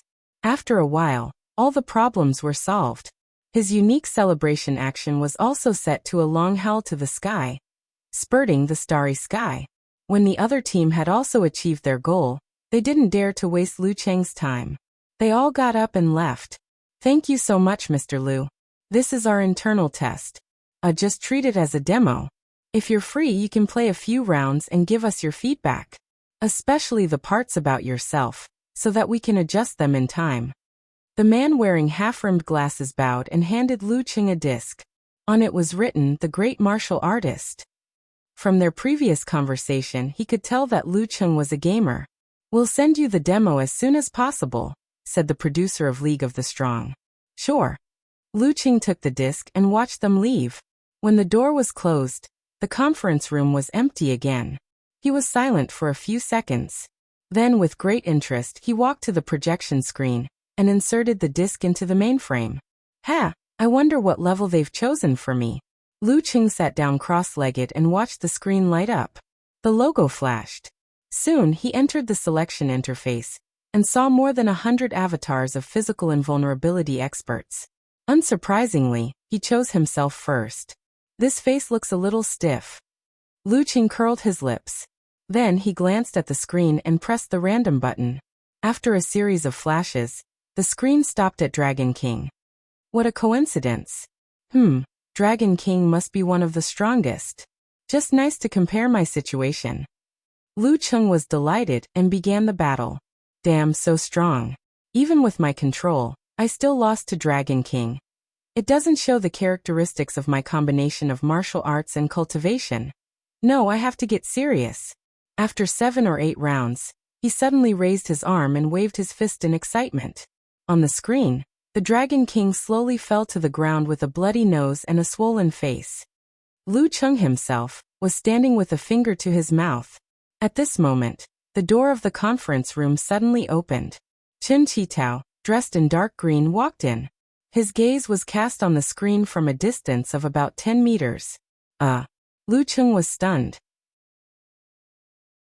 "I didn't even notice someone approaching," as expected of Dragon King. Chen Qitao stared at the screen, and then slowly looked at Lu Cheng. His expression didn't change, but his footsteps paused. Would you believe me if I said it was random? Lu Cheng's mouth twitched as he muttered to himself blankly. On the flight from Brutale to Huaqing, Yenjika put down her first-class seat and planned to sleep under the blanket. When I wake up, we'll be landing soon, she thought to herself. According to her original plan, she was supposed to return to Xiaoshan and spend some time with her family before heading south. However, on the day of the ticket booking, she unexpectedly chose Huaqing. It must be because someone's willpower was too strong and produced a curse effect. Yes, that must be it, Yenjika muttered to herself. She began to empty her mind and fell into a deep sleep. After sleeping for an hour or two, she slowly woke up. She turned her wrist to look at her watch, then fell asleep and woke up again to check the time. After a few times, she adjusted her seat to a reclining position. She took out a book and flipped through it in boredom. The number of times she looked at her wrist became more and more frequent. After a while, she even picked up her backpack and took out some materials to pass the time. However, she couldn't fully immerse herself in it and couldn't come up with an answer for a long time. Phew! She exhaled and looked out of the window. All she saw were the dark clouds and the light from the wings. It was peaceful and quiet. In the speeding silver-gray MPV, Lu Qing had a piece of tape on his mouth. He looked like he was about to fall apart. Dragon King is so serious and violent even during sparring. He can't really care about that matter, right? Lu Qing wanted to cover his face and sigh. He glanced out of the window and suddenly remembered something. He struggled to sit up straight and said calmly, "Ask old Zhao to drive to the nearest import and export supermarket. His parents bought groceries there when they came to Huaqing." Amin was stunned at first. Then she said, "Mr. Lu, what do you need? I can buy it. You don't have to make the trip." "It's fine. I'm bored at home every day. I need to go out for a walk." Lu Qing smiled and rejected his assistant's good intentions. After some traffic jams, the MPV arrived at its destination. Lu Qing put on his black-rimmed spectacles and a woolen hat. He walked to the entrance of the supermarket leisurely. Amin was stunned. After entering the supermarket, he found a trolley. Just like when he was in Connecticut, he strolled through the fresh section and other places. When he saw good ingredients, he would pick a few boxes. At the same time, he was thinking about what dishes to make and what ingredients and seasonings he needed. After strolling around leisurely, he pushed the cart full of groceries to the cashier counter. There were many old men and women in front of him. They turned back to buy other items and gave up on some that they decided not to buy in the end. After waiting patiently for a while, Lu Qing paid with his phone. Carrying 3 big bags of food, he walked out of the supermarket quickly. He didn't look much different from the pedestrians, except that he didn't seem to use much effort. Amin sat in the car and happened to see this scene. For a moment, she couldn't believe her eyes. It was her first time seeing Mr. Lu like this. She didn't expect him to have such a side to him. Chapter 677. A little past 4 in the afternoon, Huaqing Heishui Airport, International Arrival Hall. Lu Qing was in his usual disguise. With his hands in his pockets, he patiently waited for the arrival of the flight. From time to time, he would look up at the big screen to confirm the current situation of the plane and the exit. Time flew. When the app finally gave him a reminder, he changed his posture slightly and cast his gaze towards the exit. Although he knew he would have to wait for a while, he still scanned his surroundings. As he picked up his phone to reply to Yenjika's message, he sized up the front and reflected his surroundings. In less than 10 minutes, a familiar figure leaped into his eyes. The girl was wearing a pair of loose black casual pants and a thin white turtleneck sweater. Other than that, there was nothing else in her outfit. It was refreshing and simple. Compared to her schoolgirl look in the past, she seemed to be more intellectual now. When Lu Qing saw Yenjika, she also noticed him.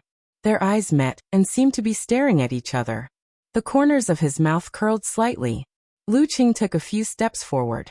With one hand, he took his fairy's luggage and the 2 bags she was carrying. With the other hand, he held her soft, slender hand. The entire process was so smooth and natural that it was as though he had practiced it thousands of times. Yenjika's body was relatively relaxed as she allowed Lu Qing to pull her forward. After a few steps, her other hand quietly reached over and wrapped around the crook of her husband's arm. She leaned her body against it. Lu Qing turned his head to look at the girl's delicate face and chuckled. I won't be bringing you out to appraise the delicacies of Huaqing today. It's time for you to see my true culinary skills. Yenjika was dumbfounded. My culinary skills have improved recently. I've learned quite a few new techniques. Lu Qing explained with a smile. Haven't you been practicing physical invulnerability secret arts for the past few months? The girl had a don't lie to me look on her face. Lu Qing immediately laughed. It's a byproduct of practicing martial arts. My control over cold, low temperature, and flames has improved. The range of what I can achieve has also expanded. I can play with quite a few intricate tricks. As for cooking, isn't it all about using fire, low temperature, and quick freezing? Hee, I can make you a real omelet, ice cream, and other low-temperature dishes. Frying an egg on the palm was a saying in Xioshan. In general, it meant, if you can do this, I'll fry an egg on the palm for you. It meant that it was impossible. Yenjika's mouth was half open as she listened to Lu Cheng's eloquent speech. She was lost for words, which made him want to pinch her cheeks. After a few seconds, the girl said in annoyance and amusement, I'm sorry. You look very proud. Of course, this is what I call a good man in the new era who is good in the hall and good in the kitchen. Lu Qing smiled complacently and asked half-jokingly, looking forward to it? I'm looking forward to it. Yenjika rolled her eyes, pursed her lips, and nodded vigorously. The couple walked out of the hall and came to the parking lot. Amen was already waiting for them. Yenjika greeted her politely. After that, Amen didn't sit in the back of the SUV. Instead, she sat in the passenger seat and looked down, ignoring the chauffeur, old Zhao. With a partition in front and back, Lu Qing pulled Yenjika to sit down and let her lean on him. They talked about what they had seen in Europe for the past few days. He didn't lose his composure, just like when they were in Aunt Du's car in Connecticut City. Of course, Lu Qing had been thinking about what to do when they arrived at the villa. Should I give Kuakabadan later? My eyes must be deep, my movements must be controlled, and not too intense. While he was thinking, the SUV turned into the villa area by Xiape Lake and stopped at the door. After watching Amen and old Zhao leave, Lu Qing unlocked the door and stepped into the house. His left foot was slightly hooked as he waited for the door to close. At this moment, he felt a grip on his arm. The beautiful face in front of him was enlarged, and there was a touch of warmth on his lips. Yenjika's heels landed on the ground. She looked to the side and walked to the living room. She raised her chin slightly and said, Hurry up and cook for me. Lu Qing touched his mouth and said with a smile, Okay. After answering, he lifted the suitcase and said, Put the things up first. Okay. Yenjika looked around curiously, comparing it with her original design ideas and what she saw in the videos and photos. It seemed that without Lu Cheng's introduction, she could clearly understand the purpose of every room and the original intention of every detail. She was no stranger to it. In this wonderful feeling, she followed her husband to the second floor and entered the master bedroom. She saw the floor-to-ceiling window painted by the burning clouds, gorgeous and dreamy. She also saw the Xiape Lake not far away, glittering with golden scales. How is it? Isn't it beautiful? Lu Qing asked with a smile. Yenjika's various feelings were interrupted. She snorted and looked sideways at him. I wanted to compliment you, but now I can't. She put down the suitcase and slowly squatted down. Let me tidy up a little. After a few seconds, she felt something. She raised her head and saw Lu Qing looking at her with a smile. Why are you looking at me? Yenjika asked in a sweet voice. Lu Qing cleared his throat and smiled. I'll never get tired of looking at you. Before she could scold him, he also squatted down and didn't look away. He smiled and said, I'll help you tidy up. Yenjika seemed to be affected by his gaze and subconsciously looked to the side. She pushed Lu Qing up and said, You go and cook first. I'll be right down. Okay. Lu Qing also heard his stomach growling. Yenjika watched him disappear from the bedroom door. The dimples on her cheeks were outlined little by little, and the light in her eyes was overflowing. She lazily stretched her beautiful waist and quickly took out the luggage and sorted it. After doing all this, she strolled around the room, admiring every layout that had existed in her mind for a long time. After 2 rounds, she sat on the edge of the bed and lay on her back, letting her body be wrapped in the fluff and softness. She originally thought that she would feel a little unfamiliar and uncomfortable, and that she would need to spend a day or 2 to fully familiarize herself with the place. Who knew that this feeling was only a little, just like returning to the boudoir every winter or summer vacation.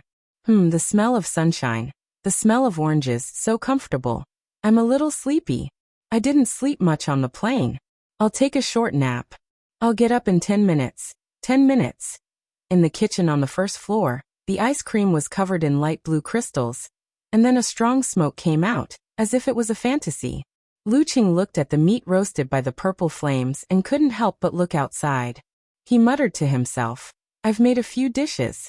Why hasn't Cook come down yet?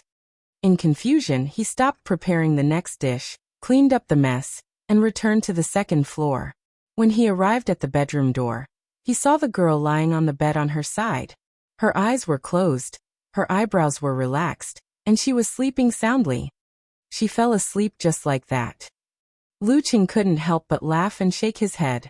Looking at such a sleeping beauty, he suddenly felt a little sleepy. He quickly turned his head and went downstairs.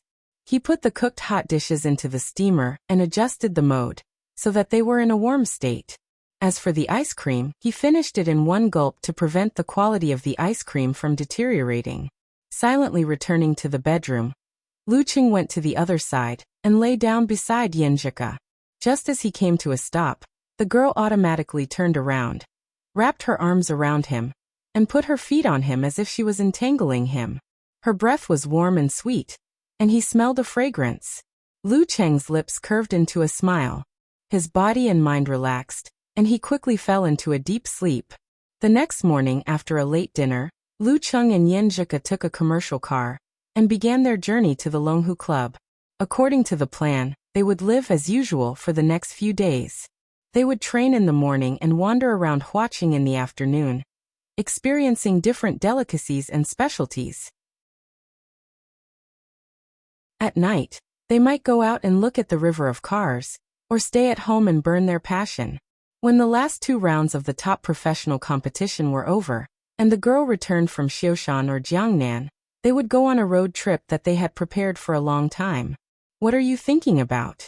In the exclusive lounge, Lu Qing noticed that the girl was a little lost in thought. Thinking about the dishes you made. Yen Zhika pursed her lips and smiled. You can be called the Ice and Fire Devil Chef now. After saying that, she pushed Lu Qing out and said with a half smile, half anger, Go train. You have to bring me around Huaqing in the afternoon. Okay. Lu Qing smiled and walked out of the lounge in high spirits, heading for the training ground. Watching him leave, Yen Zhika experienced the energetic state of her husband. He's quite hardworking. Cheng has to train, and I have things to do. I have important things to do too, so I won't be idle. The girl turned to Amen beside her, smiled faintly and said, Give me a copy of his relevant financial statements.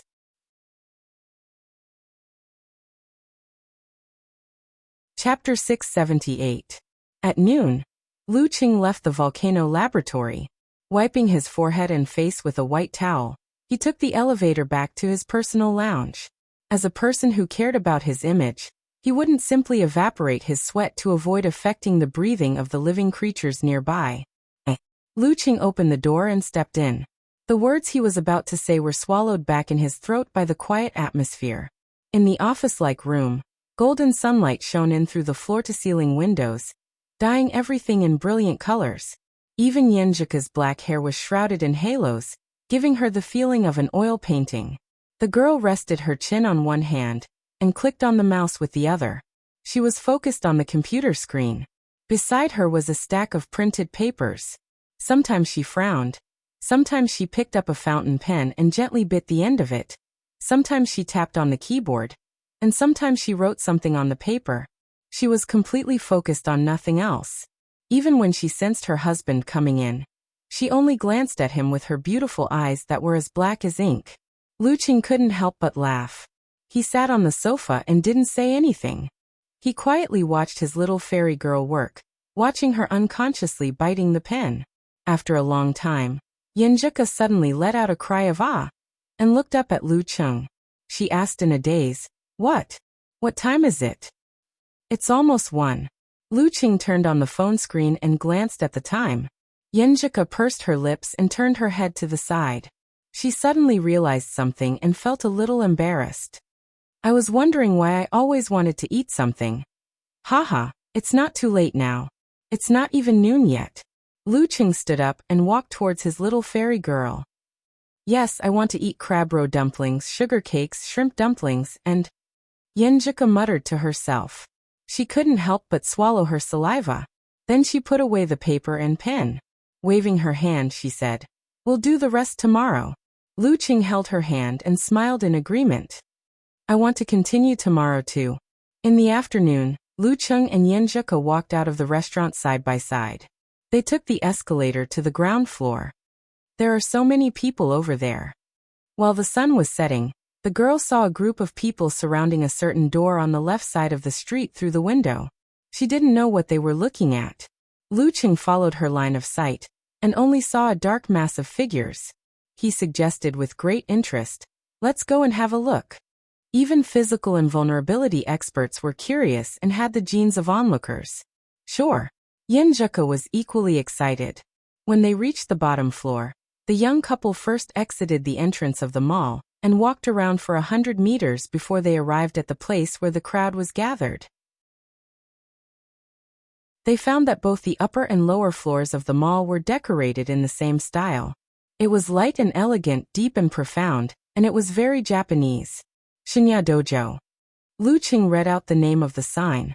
"It sounds like a martial arts club in Japan." Yenjika guessed thoughtfully. "I think I've heard of it before. It's an ancient school." Lu Qing looked around and saw many women in kimonos. They stood side by side at the entrance, forming a beautiful scenery that attracted the eyes of passers-by. On the tables on both sides of the entrance were several katanas of different lengths. "It's definitely a martial arts dojo." Lu Qing made a definite judgment. Yenjika's eyes turned up and suddenly laughed. "Does this count as stealing our jobs?" Go Husky kicked their dojo and smashed their cards. While the girl was putting on a show, Lu Qing just smiled and said, "It's nothing. Aren't there so many martial arts dojos in America? Didn't I train a group of Taoists?" Well, in this day and age, everyone likes novelty. Martial arts with exotic characteristics, unusual atmosphere, and a long history. It's hard not to be popular. Yenjika bit her lower lip and smiled with dimples. They chatted for a while on this topic. She pointed at the entrance and said, "Shall we go in and have a look?" "Forget it. If I go in like this, it'll be a challenge even if it's not a challenge. And it'll be bullying the weak." Lu Qing hesitated for 2 seconds. Yenjika puffed up her cheeks and nodded slightly. "You're right. Besides, there's nothing to see in a dojo that's open to the public." On the second floor of the Shinya dojo, a girl in a red and white kimono strolled to the window and looked out at the bustling business district nearby. She was a little over 160 centimeters, with baby fat on her face. Her eyes were clear and deep. She was none other than Kaori Karasawa, the successor of the Shinjai sect. "Kaori-chan, what are you looking at?" A girl with slanted bangs slowly approached Kaori Karasawa. Her facial features could only be described as clean and natural, but when she smiled, her eyes were curved and radiant. Kaori Karasawa held a sheathed tachi in her hand and replied with a relaxed expression.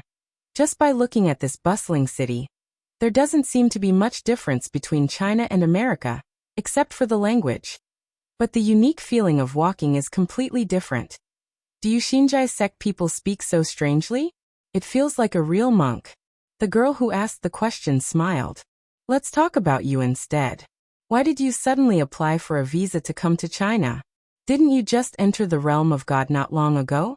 Kaori Karasawa scanned the streets and confirmed a few surveillance points. Suddenly she sighed and said, "I'm here to fulfill a wish. During the King of Youth Pro League, I clearly advanced to the inhuman stage earlier than China's Peng Kuan. Yet I lost to him. It was partly because I didn't use a real weapon, and partly because he was indeed very strong. That time, I told myself to challenge him again with all my might. When I returned from the war-torn zones 2 months ago, I realized that even Peng Kuan's speed of advancement had surpassed mine. I didn't want to wait any longer. I was afraid I would lose my courage if this continued. So, after I mastered all the sword techniques of the Xinjai sect, I immediately applied to come here. Peng Liyun, why didn't you go straight to Hudong? Asked the girl with slanted bangs with a slight frown. I wanted to walk around for a while to build up my momentum. Looking down, Kaori Karasawa was stunned when she saw a familiar figure. It was Lu Cheng with his black-framed glasses and dark beanie. Lu Cheng sensed the pull of her aura.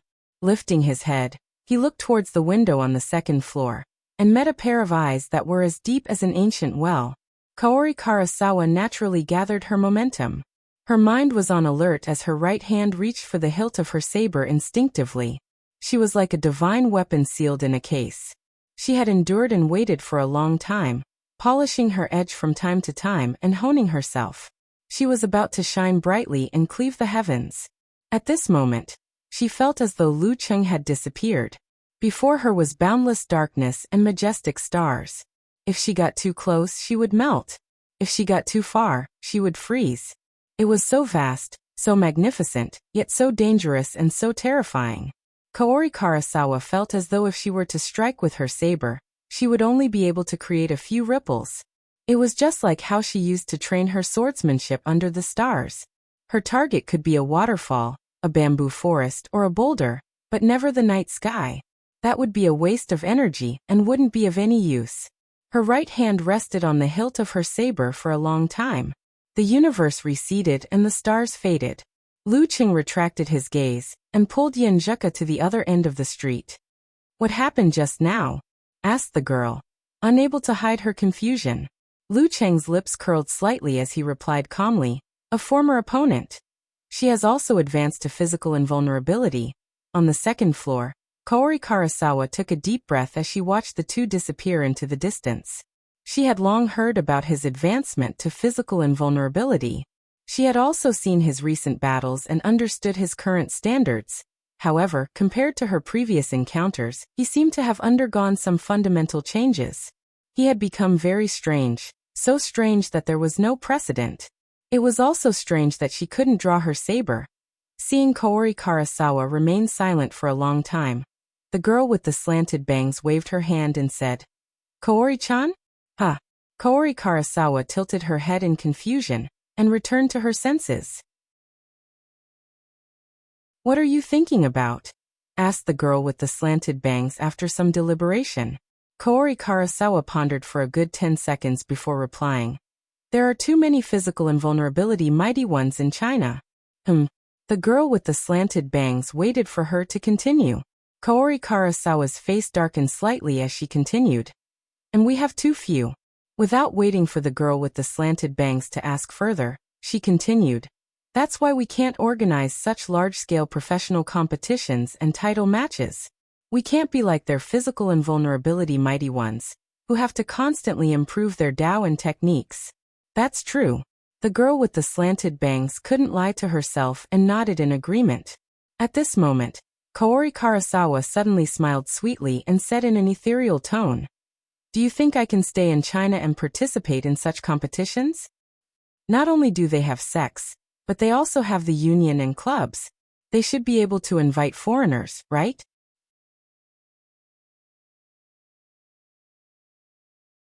Chapter 679. Lu Cheng naturally didn't know about Kaori Karasawa's change of heart, nor was he interested in finding out. After spending a few days with Yan Zheka, he sent her on her way back to Xioshan. After 2 more rounds of competition, this year's top-tier professional competition finally came to an end. Longhu Club lived up to expectations and won the title of world #1. Lu Cheng, on the other hand, felt a little uneasy as he had only played 3 main roles. He secretly made up his mind to play a more important role in the new competition after the Chinese New Year. For this, he gave up on the other challenge tournaments in January. He planned to relax, sharpen his blade, and accumulate experience. Apart from this goal, He also wanted to pick the key players in the new round of 5 title competitions. He wanted to strive for a breakthrough ranking and even fight for the right to challenge. This was a goal that Wisdom King, Jihai couldn't achieve even after a year and a half of physical invulnerability. Only warrior sage Qian Donglu and a few others had achieved it. However, Lu Cheng explained it to Yan Zhika in his own words. If a man doesn't have dreams, what's the difference between him and a salted fish? At the beginning of January, Yan Zhika returned to Huaqing again. Lu Cheng brought her on a 6-day road trip around Guangnan. The couple washed away the mental fatigue from the previous year and glowed with renewed vigor. After they agreed to spend the Chinese New Year together in Connecticut, Lu Cheng sent off his little fairy again. He began to visit Dragon King, Empress Luo, and the rest to wish them a happy new year. He planned to return home early and spend more time with his parents. Before that, he flew to the northern city of Huiyuan and took advantage of his free time to visit his best friend. This was the hometown of talker Kai Zhongming. It wasn't a big place, but it wasn't small either. He couldn't reach there directly by air and had to transfer to a high-speed rail. Little Ming, who always dressed simply, waited at the exit with a look of disdain. Looking at the disguised Lu Cheng, he said in annoyance, "Can't you King come a few days earlier or later?" Tisk. Lu Cheng used his tone to express his disdain and deep meaning. He knew that Casanova's girlfriend, Fang Yuan, would be on vacation these few days. However, wasn't this pretty good? Lu Cheng chuckled to himself and followed Kai Zhongming to his black SUV. He opened the trunk and put his luggage inside without a care in the world. "Why don't you try our special barbecue first?" Kai Zhongming suggested. "Sure. Didn't you always say that Huiyuan's roasted lamb tail is the best?" Lu Cheng recalled Talker's previous boast. Kai Zhongming skillfully turned the steering wheel and said, "You'll know once you try. The meat is very lively, very tender, and very fragrant. Once you bite into it, that feeling. When I was in middle school, because I practiced martial arts for 3 days and 2 days, after self-study at night, I was often very hungry. Every time I didn't go home, I would order 10 skewers of lamb's tail outside the school. 10 skewers. TSK. That taste is something I will never forget for the rest of my life. Damn, you used to have a lot of pocket money. When I was in high school, I had to save for a few days to afford barbecue skewers. Not to mention when I was in junior high school. I even bought breakfast on credit." Lu Cheng's exclamation was not the main point at all. "Please respect a rich second generation." Xiaoming gave a concise and comprehensive answer. After chatting for more than 10 minutes, he drove to a rather bustling commercial street and found a barbecue shop at the back. 20-40 skewers of lamb's tail. Do you want large kidneys?" Kai Zhongming picked up the menu and looked at Lu Cheng with an ambiguous smile. "What's with that expression?" Lu Cheng made a disdainful gesture. "You're sleeping next to me tonight. I'm afraid you'll attack me at night if you eat too much large kidneys." Kai Zhongming made a dirty joke. Then he rattled off a list of dishes to the waiter. While waiting for the barbecue, Lu Cheng, as a guest and a junior, asked with concern, "Hey Talker, how's your dad's body recently? His complexion is better, but..." Sigh, he won't listen. The doctor asked him to stop drinking, but he won't. He has to drink a glass every day at noon and at night. When I tried to persuade him, he would get angry and say that there's no point in living like that. He'd rather die. Kai Zhongming spread his hands and said, "What can I do? I'm also very desperate. It shouldn't be a problem to drink a little, as long as you don't overdo it." Lu Cheng knew nothing about this, so he could only comfort him casually. Following this topic, Kai Zhongming talked about his life in the past few months. "I find that doing business is really tiring. I have to force a smile every day, entertain people I don't want to entertain, and say things I don't want to say. You've learned to be sentimental?" Lu Cheng comforted him in a joking way. Kai Zhongming was angry and amused. "Are you here to do crosstalk with me? But my family's business has been going downhill in the past 2 years. The whole industry is entering the twilight period. The smaller scale companies are going bankrupt one after another. I want to take this opportunity to slowly liquidate and let my relatives and friends understand the direction of the wind. They can quit." If they want to take over, I can directly transfer it to them. What about after that? Wouldn't you be unemployed then? Lu Qing teased. Kai Zongming snorted and waved his hand heroically. My family is still strong. Did you see that commercial street just now? 1/3 of the shops are ours. Damn. Lu Qing laughed and said, then should I call you Kai Bancheng? Can't you count? It's obviously only 1/3. Little Ming retorted. Then he sighed with emotion. Then I'll be free and easy. I'll continue to practice martial arts while doing live streaming. I can live at home for half a year and stay in the capital for the other half. Live streaming. Lu Qing caught the keyword and asked in confusion. Kai Zongming laughed and said, I've been watching live streaming of martial arts competitions on the internet recently, and found that many commentators are not only bad at martial arts, but also boring. So I just casually made a live streaming room, and plan to show them what professionalism and style are. Haha, then I'll help you with a small advertisement later, Lu Qing said with interest. Kai Zongming hurriedly waved his hand. No, not at the moment. Why? Lu Qing was surprised. Kai Zongming answered with a serious face. I want to rely on myself to try. Without waiting for Lu Qing to speak, he pointed to himself and said, Do you see my handsome face? This time I want to rely purely on my own talent. This kind of pain is not something an ordinary guy like you can understand. Get lost. Lu Qing and Kai Zongming looked at each other and laughed together. After laughing for a while, Little Ming wiped the corner of his eyes and said, To be honest, this is just for fun. If there is a need in the future, we'll talk about it. At this time, the first batch of skewers was served and the two began to eat.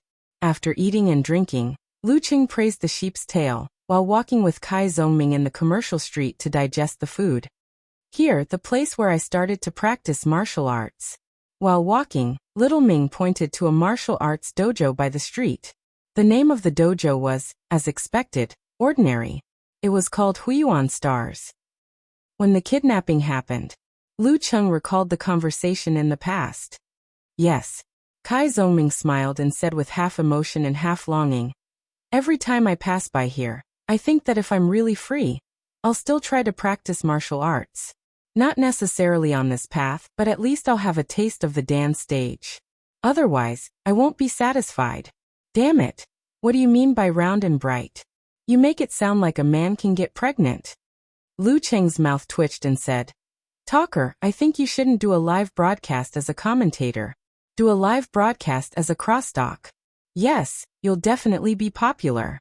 Just as Kai Zongming was about to reply, an old man in a black woolen coat walked out of the dojo. He was about 60 years old, still had black hair and looked hale and hearty. If not for the obvious wrinkles on his face, it wouldn't be an exaggeration to call him middle-aged. Kai Zongming. The old man glanced over and was stunned for half a second.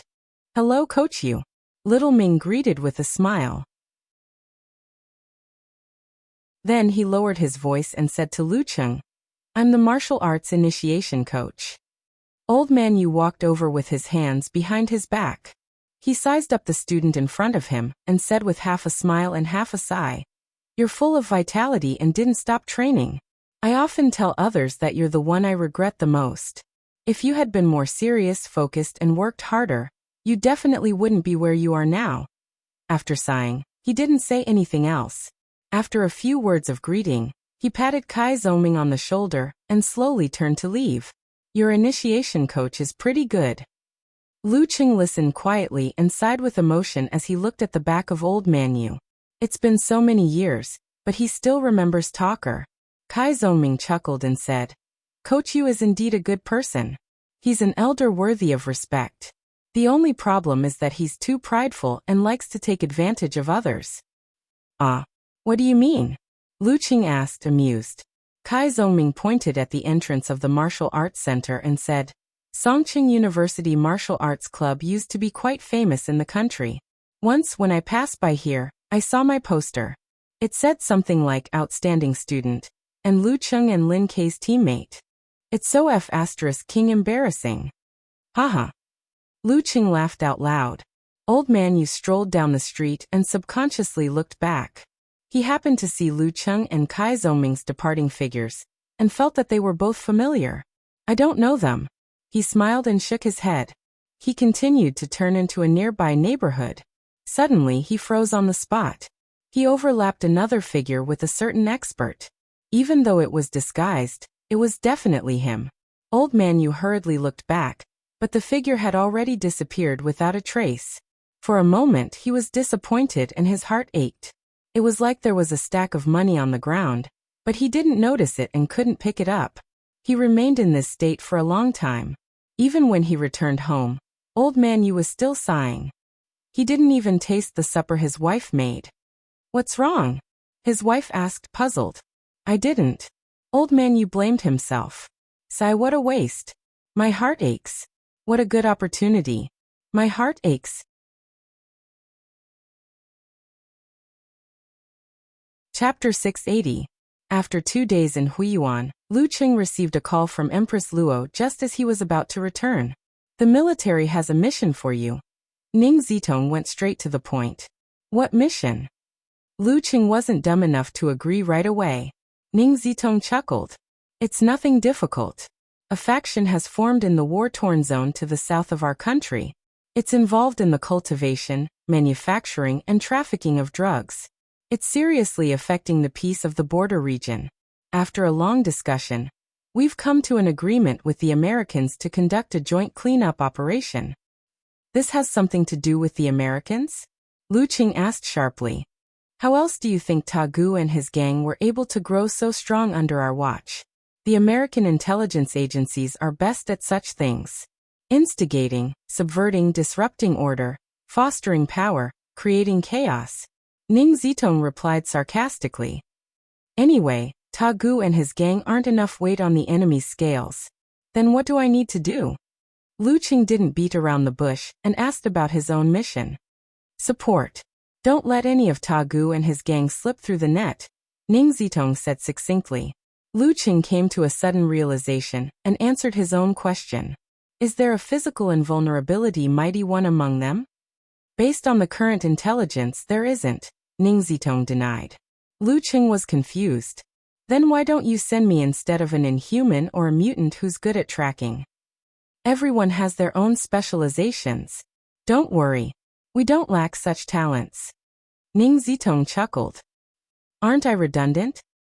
Lu Qing couldn't figure it out. "It doesn't make a difference whether I'm there or not. Just to be safe, just to be safe." Ning Zitong emphasized twice before explaining with a smile. "This is to give you more opportunities to complete missions and accumulate merits. You'll be able to gain the qualifications to study the restriction sect, clear Jade chapter as soon as possible. Otherwise, your master will be nagging you about it every other day." "I see." Lu Qing finally understood the whole story. Thinking about the restriction sect, clear Jade chapter, he was filled with anticipation and desire for the mission. "I can't fall behind the Taoist priest here. So Mr. Ta Gu, I'm sorry. But you all deserved to die." Ning Zitong continued nagging. "Do you understand now? In short, this is a simple mission. Your existence is mainly to guard against accidents, and you may not have the opportunity to act." "Simple mission." Lu Qing gasped and said half-jokingly, "Maybe it's because I've read too many movies and novels. The more simple the mission is, the more difficult it will be." "You said it yourself. Those are movies and novels. How can reality be so dramatic?" Ning Zitong replied, amused. "Besides, this kind of thing has nothing to do with whether the mission is simple or not."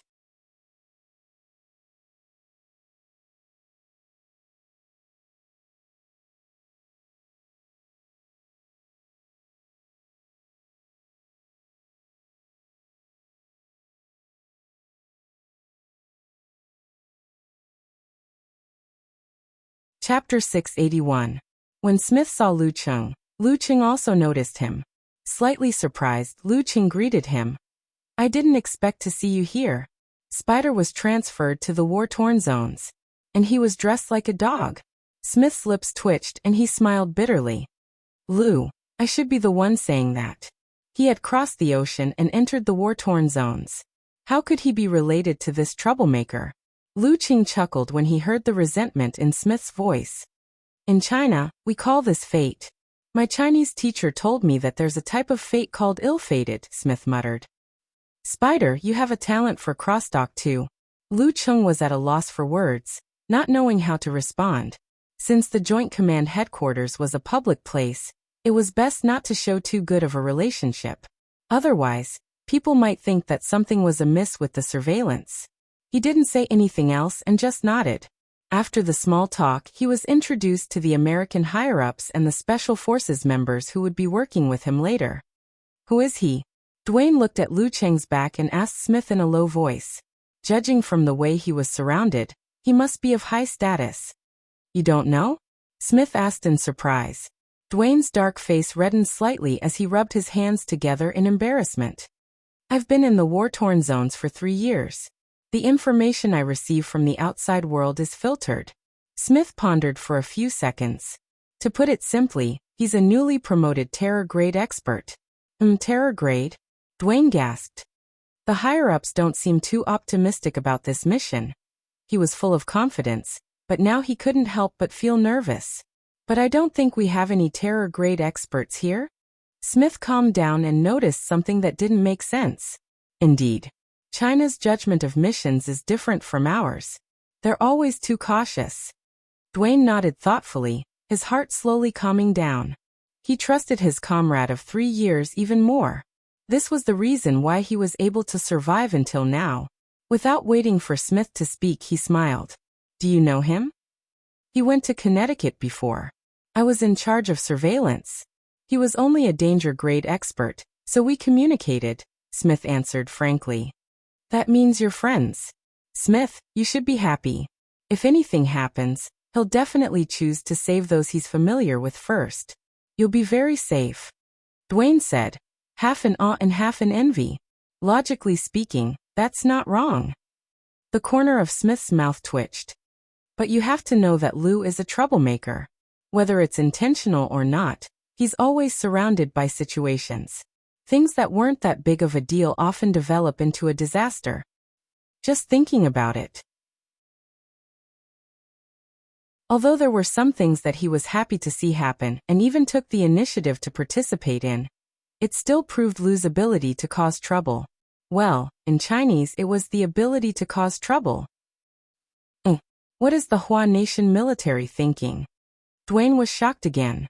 In the world of supernatural abilities, lowering the coefficient of misfortune and increasing the coefficient of luck was a necessary preparation before every operation. Who knows? At this point, he suddenly froze and asked with a frown, Buddy, what did you just say? People like him should be excluded from all operations. Dwayne was baffled. The first sentence, Smith said in a deep voice. Dwayne thought for a few seconds. You'll be very safe. If anything happens, he'll definitely choose to save those he's familiar with first. What are you trying to ask? You mean I'll go with him? Smith couldn't help but raise his voice. Dwayne looked at him sympathetically. You don't know? You've been included in the list of people working with the Chinese. Smith's calmed heart was in turmoil again. He almost blurted out a curse, but in the end, it turned into a long O. After visiting the Joint Command Center, Lu Cheng received the plan for Operation Dawn. It was divided into 3 steps. First, they would use the preset field airfields to bombard Ta Gu and his gang's territory and destroy their effective defenses.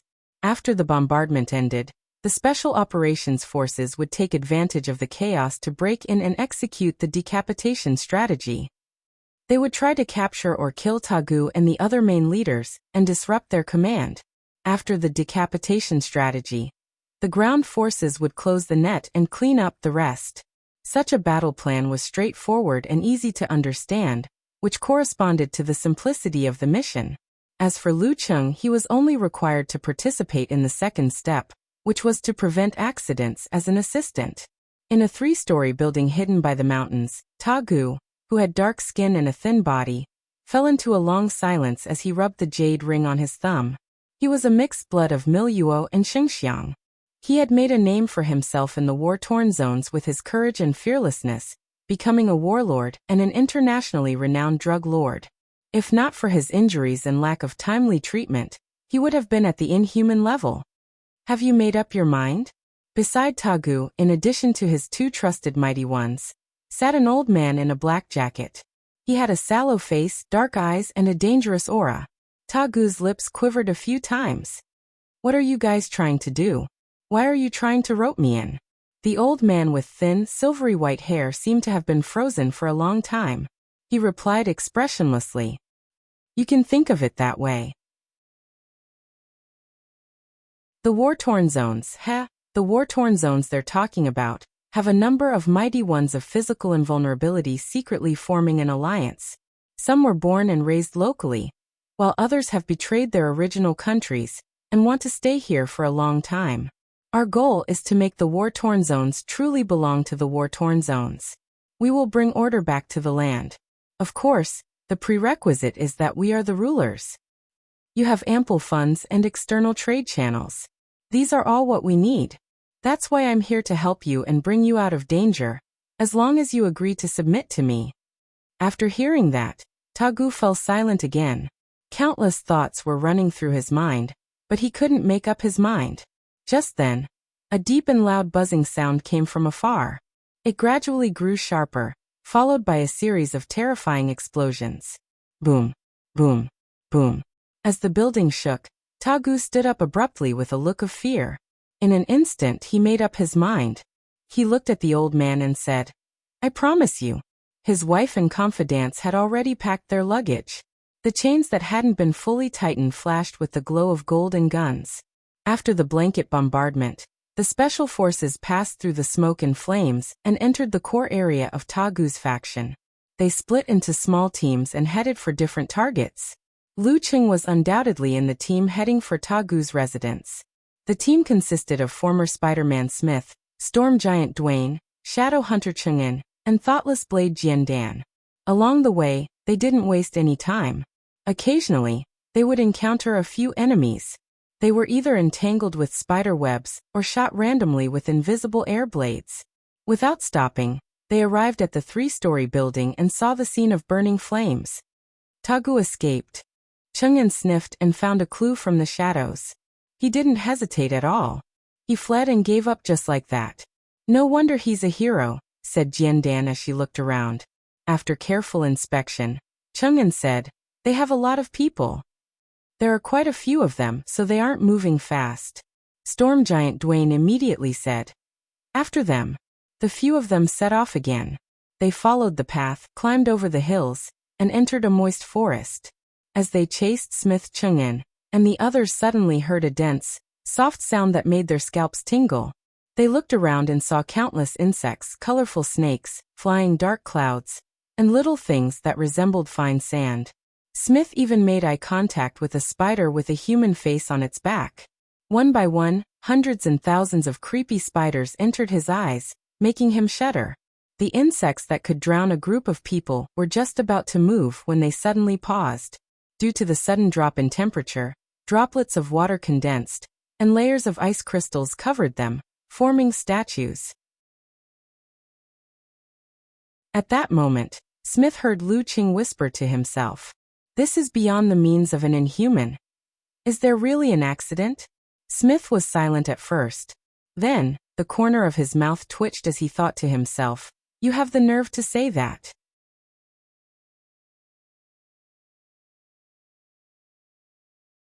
Chapter 682.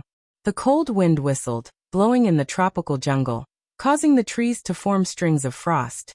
Icicles made the surroundings sparkling and translucent, freezing all kinds of strange and endless insects. These weren't sturdy. Larger creatures like snakes and spiders could easily break free. However, they were afraid of the cold.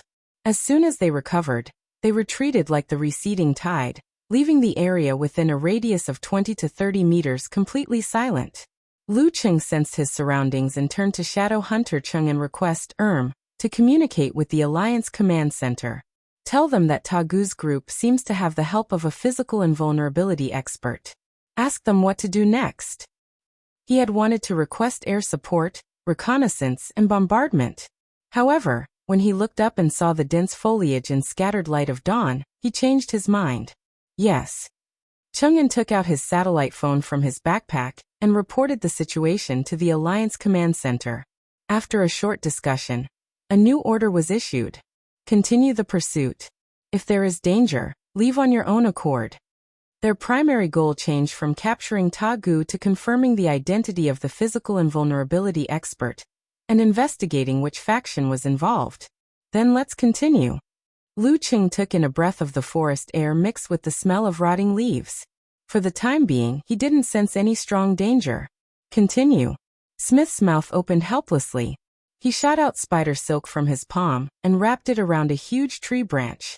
Using this pull, he leapt into the air and landed on a high tree.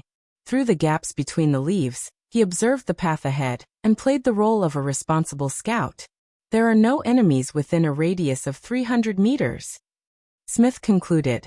In the forest, with his eyesight, this was the best he could do, even from a high vantage point. Lu Qing watched with interest as the spider became more and more professional. Under Cheng An's guidance, the spider sped up the pursuit. At a place not too far away, Ta Gu's face was gloomy as he followed the sallow-faced old man in a short black coat. He ran straight and turned at times. Due to the presence of non-combatants, even if they were carried by their trusted subordinates, the team's speed was greatly reduced. This made Ta Gu very uneasy. His gaze swept across his wives and young children. Gradually, a fierce look flashed in his eyes. Just then, he saw the old man with thin, silvery white hair suddenly stop in his tracks. He turned his head in surprise and looked diagonally behind him. "What's wrong, Mr. Talon?" Ta Gu asked in shock. The old man Talon's already stiff face became even more rigid as he replied in a slightly heavy tone. "The setup I left behind was dealt with in less than 5 seconds. We're in trouble. Is he at physical invulnerability level?" Ta Gu swallowed his saliva and asked with difficulty. The expressions of the capable subordinates who were still following him all changed. His sphere of influence was close to Hua Nation, and he was used to using Hua Nation's ranking as a standard. Talon took a deep breath and said, "I think so. I didn't expect China and America to value you so much that they would send a physical invulnerability expert here. This was beyond the expectations of the organization." Eliminating small forces like Ta Gu was a one-sided affair for both China and the United States of America, but they shouldn't make such a big deal out of it. If they had to trouble a physical invulnerability expert for something like this, it could only mean that the military had wasted their budget. In order to not expose the secret of the secret alliance, he was the only one in charge of the first half of the operation. Ta Gu's expression darkened. No matter how hard he racked his brains, he couldn't understand why China and the United States of America valued him so much. How could he be worthy of a physical invulnerability expert? "Mr. Talon, what should we do?" Ta Gu took a deep breath and stopped thinking about the reason. It had nothing to do with changing the current situation. Talon pondered for a moment and said, "Let's see if we can confuse them. As long as we can get out of the forest and reach the border, we'll have reinforcements." As he spoke, green and milky white furry bugs crawled out from the ground beneath his feet. They merged with the demonic spiders and colorful snakes that came from all around, forming a torrent. These creatures crawled towards Ta Gu, towards his wife and children, and towards his trusted subordinates who had extraordinary strength. Their scalps went numb. As they resisted instinctively, Talon spoke in a deep voice. "Don't be afraid. They won't hurt you." Suppressing the fear and the goosebumps, these insects crawled past every human present outside the Talon forest. With different pheromones, they spread out in all directions, heading to the north, south, east, and west. "Let's go." Talon stroked his dry white hair and led the way to the southeast. Ta Gu suppressed his impulses and decided to hold on to hope one more time. If it didn't work, he would give up on everything else. As long as he was alive, what couldn't he have? After tracking for a while, shadow hunter Chang'an suddenly stopped. "Did you find anything?" Lu Qing looked around and saw many traces, all of which pointed to different directions. Ta Gu and his group seemed to have split up. Chang'an replied hesitantly as he used his supernatural ability to detect the shadows. This split was very strange because there were more or less the same aura, in several directions. Smith slid down from the tree, sniffled and frowned. He frowned and said, "I smell spiders." Here. He was very sensitive to such things. It was his instinct. Looks like they're using bugs. Storm Giant Dwayne had a deep impression of the scenery. He had experience in jungle battles, so he joined in the search for tracks and provided suggestions. With the help of Smith and the others, Chang'an finally identified the truth. He led the team and continued the chase. Tagu and his group shuttled through the jungle in a hurry. No one spoke. The atmosphere was tense. It seemed like the situation would crumble at any moment. After a few minutes, Talon paused again.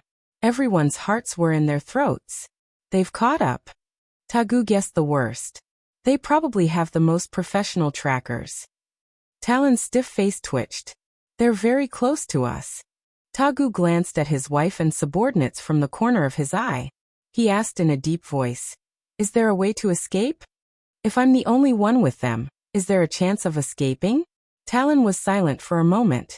Then he said solemnly, "We have to strike back and set up an ambush to deal them a heavy blow. That will make things easier."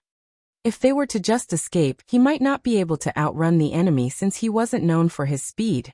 The enemy could very well only have subordinates who were good at tracking. They might as well take advantage of Tagu's capable subordinates and give it a try. "Are you confident?" Tagu narrowed his eyes. He no longer cared about his pride as a physical invulnerability mighty one. Talon looked back and replied with a hoarse voice, "Setting traps and traps.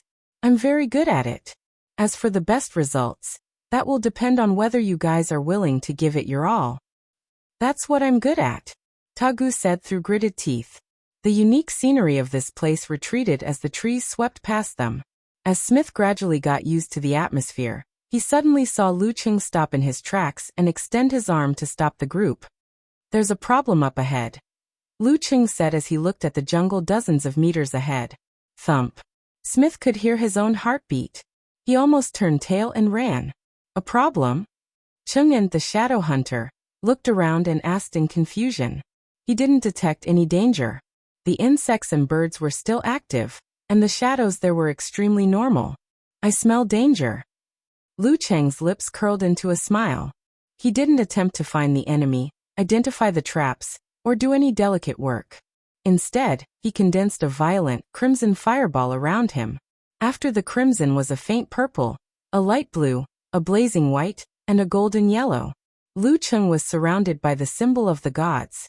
Whoosh, whoosh, whoosh. He didn't say a word. Instead, he fired the 5 flames one after another to saturate the area. During this process, he adjusted the frequency so that the speed at which he condensed the fireball could keep up with the speed at which he fired it. Boom, boom, boom. Clouds of black dust rose up one after another. Trees were either broken or broken one after another. Deep craters appeared one after another. Different colored fireworks bloomed one after another. In less than a minute, the jungle was cleared. As for the traps, what were they? Cough, cough, cough. Talon, Tagu, and the rest retreated pathetically, exposing themselves. In that short period of time, they felt like they were being plowed by an artillery team.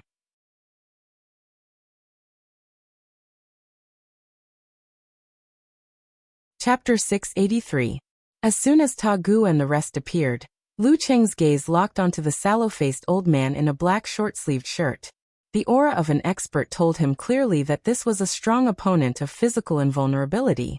What made him even more certain was that he wasn't in the photos of Tagu and his gang that the Joint Command Headquarters showed to the Special Ops members.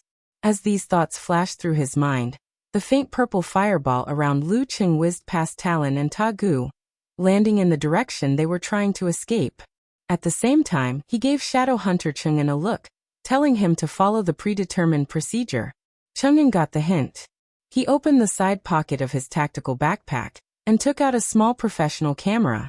According to the Joint Command Headquarters instructions, they had to record the enemy and leave behind reliable information for later identification. After all, Lu Cheng couldn't guarantee that they could capture a physical invulnerability expert. At this level, it was easier to win than to kill a physical invulnerability expert if they didn't gang up on him. Capturing him alive was almost impossible. Boom. Purple flames rose into the air, and dust turned into clouds. The terrifying explosion made Tagu and the rest stop abruptly and turn around. The blossoming light overshadowed the morning sun that had lost its cover. It illuminated Talon's appearance extremely clearly, revealing every hair on her body. Snap! Just as the light receded and the flames were still flickering, a sudden flash of light entered Talon's eyes. His pupils shrank slightly as he saw the skinny enemy holding the camera. "I've been photographed." A similar realization flashed through Talon's mind, and a strong murderous intent surged. As a physical invulnerability expert, he was well known in the war-torn zones and even in the intelligence agencies of the entire world. Even if he disguised himself slightly, he would still be exposed. This way, China and America would be able to determine who was interfering with their operations and who was harboring ill intentions towards them. Although this could be explained as his personal actions and cover up the existence and true motives of the organization, it was still easy to leave behind problems. As long as they had their eyes on him and were on their guard, it was inevitable that they would investigate the mighty one who was on good terms with him. During this process, no matter who it was, the slightest carelessness could lead to the appearance of a secret alliance plotting against the master. This would lead to more specific suspicions. With the power of China and the United States, at this point, it would be difficult for paper to contain the flames. Therefore, the best solution was to kill the tracker and destroy the camera, not letting a single witness return. However, Talon's murderous intent was immediately doused with cold water. He hurriedly pulled Tagu and dashed 30 to 40 meters to the left. Boom. Boom. Where the two of them were originally standing, light blue and blazing white flames surged and expanded. The flames ignited the broken wood and left a deep charred crater. PFFF. One of Tagu's trusted subordinates, who only had time to jump to the side, was hit by the air blast and burned by the flames. He couldn't help but spit out blood. He fell to the ground and writhed in agony. It was obvious that he was not going to survive. If it wasn't for the fact that his strength was pretty good, and that he had been tempered for a long time, it wouldn't have been strange for him to be smashed into pieces at such a distance. Talon didn't dare to stop. Pulling Tagu along, he kept turning and changing positions. He tried to break through the encirclement a few times, but each time, he was blocked by the cannon fire. At this time, he also clearly saw the appearance of the leading enemy. His heart immediately thumped, and he felt as if something was slowly sinking down. China's Lu Cheng. After forming a secret alliance and forming an organization, the most common thing they did internally was exchange information. Therefore, Talon was no stranger to physical invulnerability experts from other sections. He quickly identified the other party. Among the descriptions of Lu Cheng, there was one line that caught his attention the most. He has the supernatural ability to predict danger and reflect curses. As a physical invulnerability expert who had reached his current level through witchcraft, he hated and feared such opponents the most.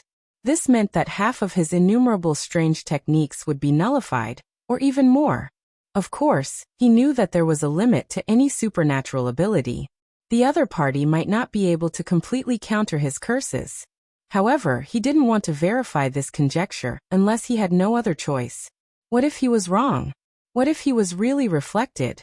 That would be equivalent to giving up an arm and adding a leg. He might even die here.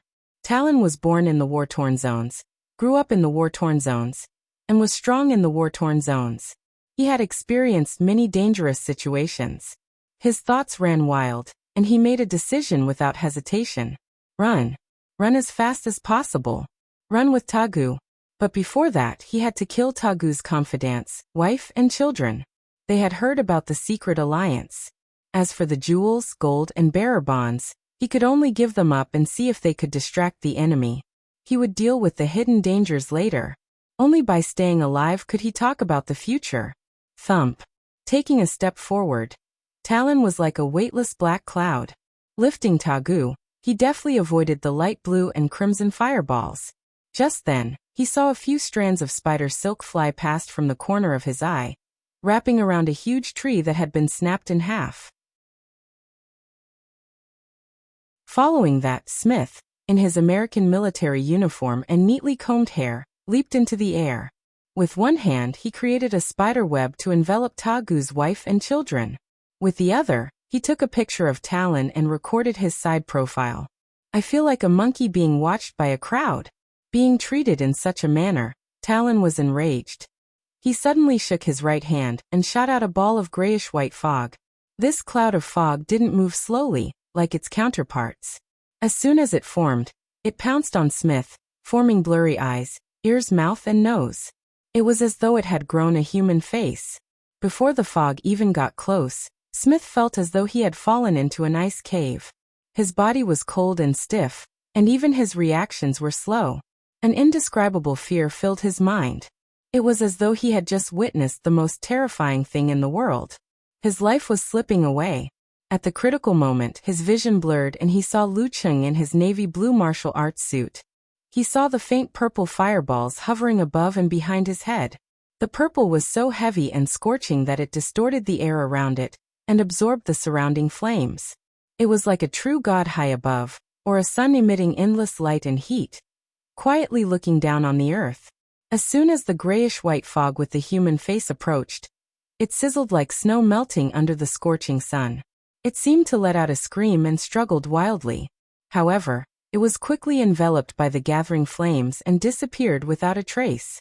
As the chill faded, Smith felt blood flowing to every corner of his body again. Ah! Ah! Ah! At this time, screams drilled into his ears one after another, and extremely horrifying scenes were reflected in his eyes. Tagu's confidants, wives, and children were either stunned on the spot. Insects of various colors swarmed out of their eyes, noses, ears, and mouths. Their bodies turned black, and their hands madly clawed at their faces, forcefully pulling out their eyeballs. Some of their skin instantly dried up, revealing their white bones and flesh mixed with foreign objects. All of them were in a pitiful state and had died mysteriously. When the insects, snakes, and spiders were crawling over their bodies to collect their pheromones, the battle-hardened Talon had secretly prepared for the worst possible situation. Killing was a common occurrence for him, and he could always come up with new ideas. While Lu Cheng was saving Smith, Talon activated his plan. Then, with great confidence, he carried Tagu and ran into the depths of the forest without waiting to see the results. Whoosh! Talon exerted force with his heels and crossed the open space, avoiding Lu Cheng's golden fireball. Just as he was about to continue running, the golden fireball suddenly exploded slightly. It drew a beautiful arc in the air, forcibly changed its target, and shot back at him again. Marks appeared on Talon's calves, as though dozens of snakes had coiled around him. Poof! With the momentum behind him gone, he strangely changed directions and let the golden fireball fly into the dense forest, creating a mess. As soon as Talon moved, Lu Cheng moved as well. He threw a punch with his right fist from a few hundred meters away. Bee! Bee! Pores on his back and legs opened up, spewing out light blue flames. Bam! Like a launched rocket, Lu Cheng instantly closed the distance between them and arrived beside Talon. His fist carried powerful kinetic energy, as though it could destroy everything. Self-created unique skill, jet counterattack. If he hadn't cleared the area with the cannon fire, he wouldn't have dared to use this move. That would be knocking into trees continuously, giving his enemy a chance. In Talon's eyes, the shadow grew rapidly. It was too late for him to respond effectively. At this moment, he didn't even think as he lifted his pagoda bone and blocked the attack. Bam! Blood and flesh fell apart like rain. Broken hearts, severed intestines, deformed stomachs, and last night's supper fell to the ground with a pitter-patter. The drug lord of the generation, Tagu, was torn apart without a sound. Even the subsequent steps of piecing him back together could be skipped. Using Lu Cheng's momentum, Talon slid backwards at high speed. During this process, black fog rose from his body. Dense protrusions wriggled under his skin. His hair grew rapidly like vines that had lost control. His skin turned grayish-white and lost its luster. However, it gave off an unusually strong feeling. He suddenly raised his head, his eyes glowing with a ghostly green. His fingernails were like short swords, the color of gold and iron. The ends were dyed black. P.S. Happy Mid-Autumn Festival and a happy reunion.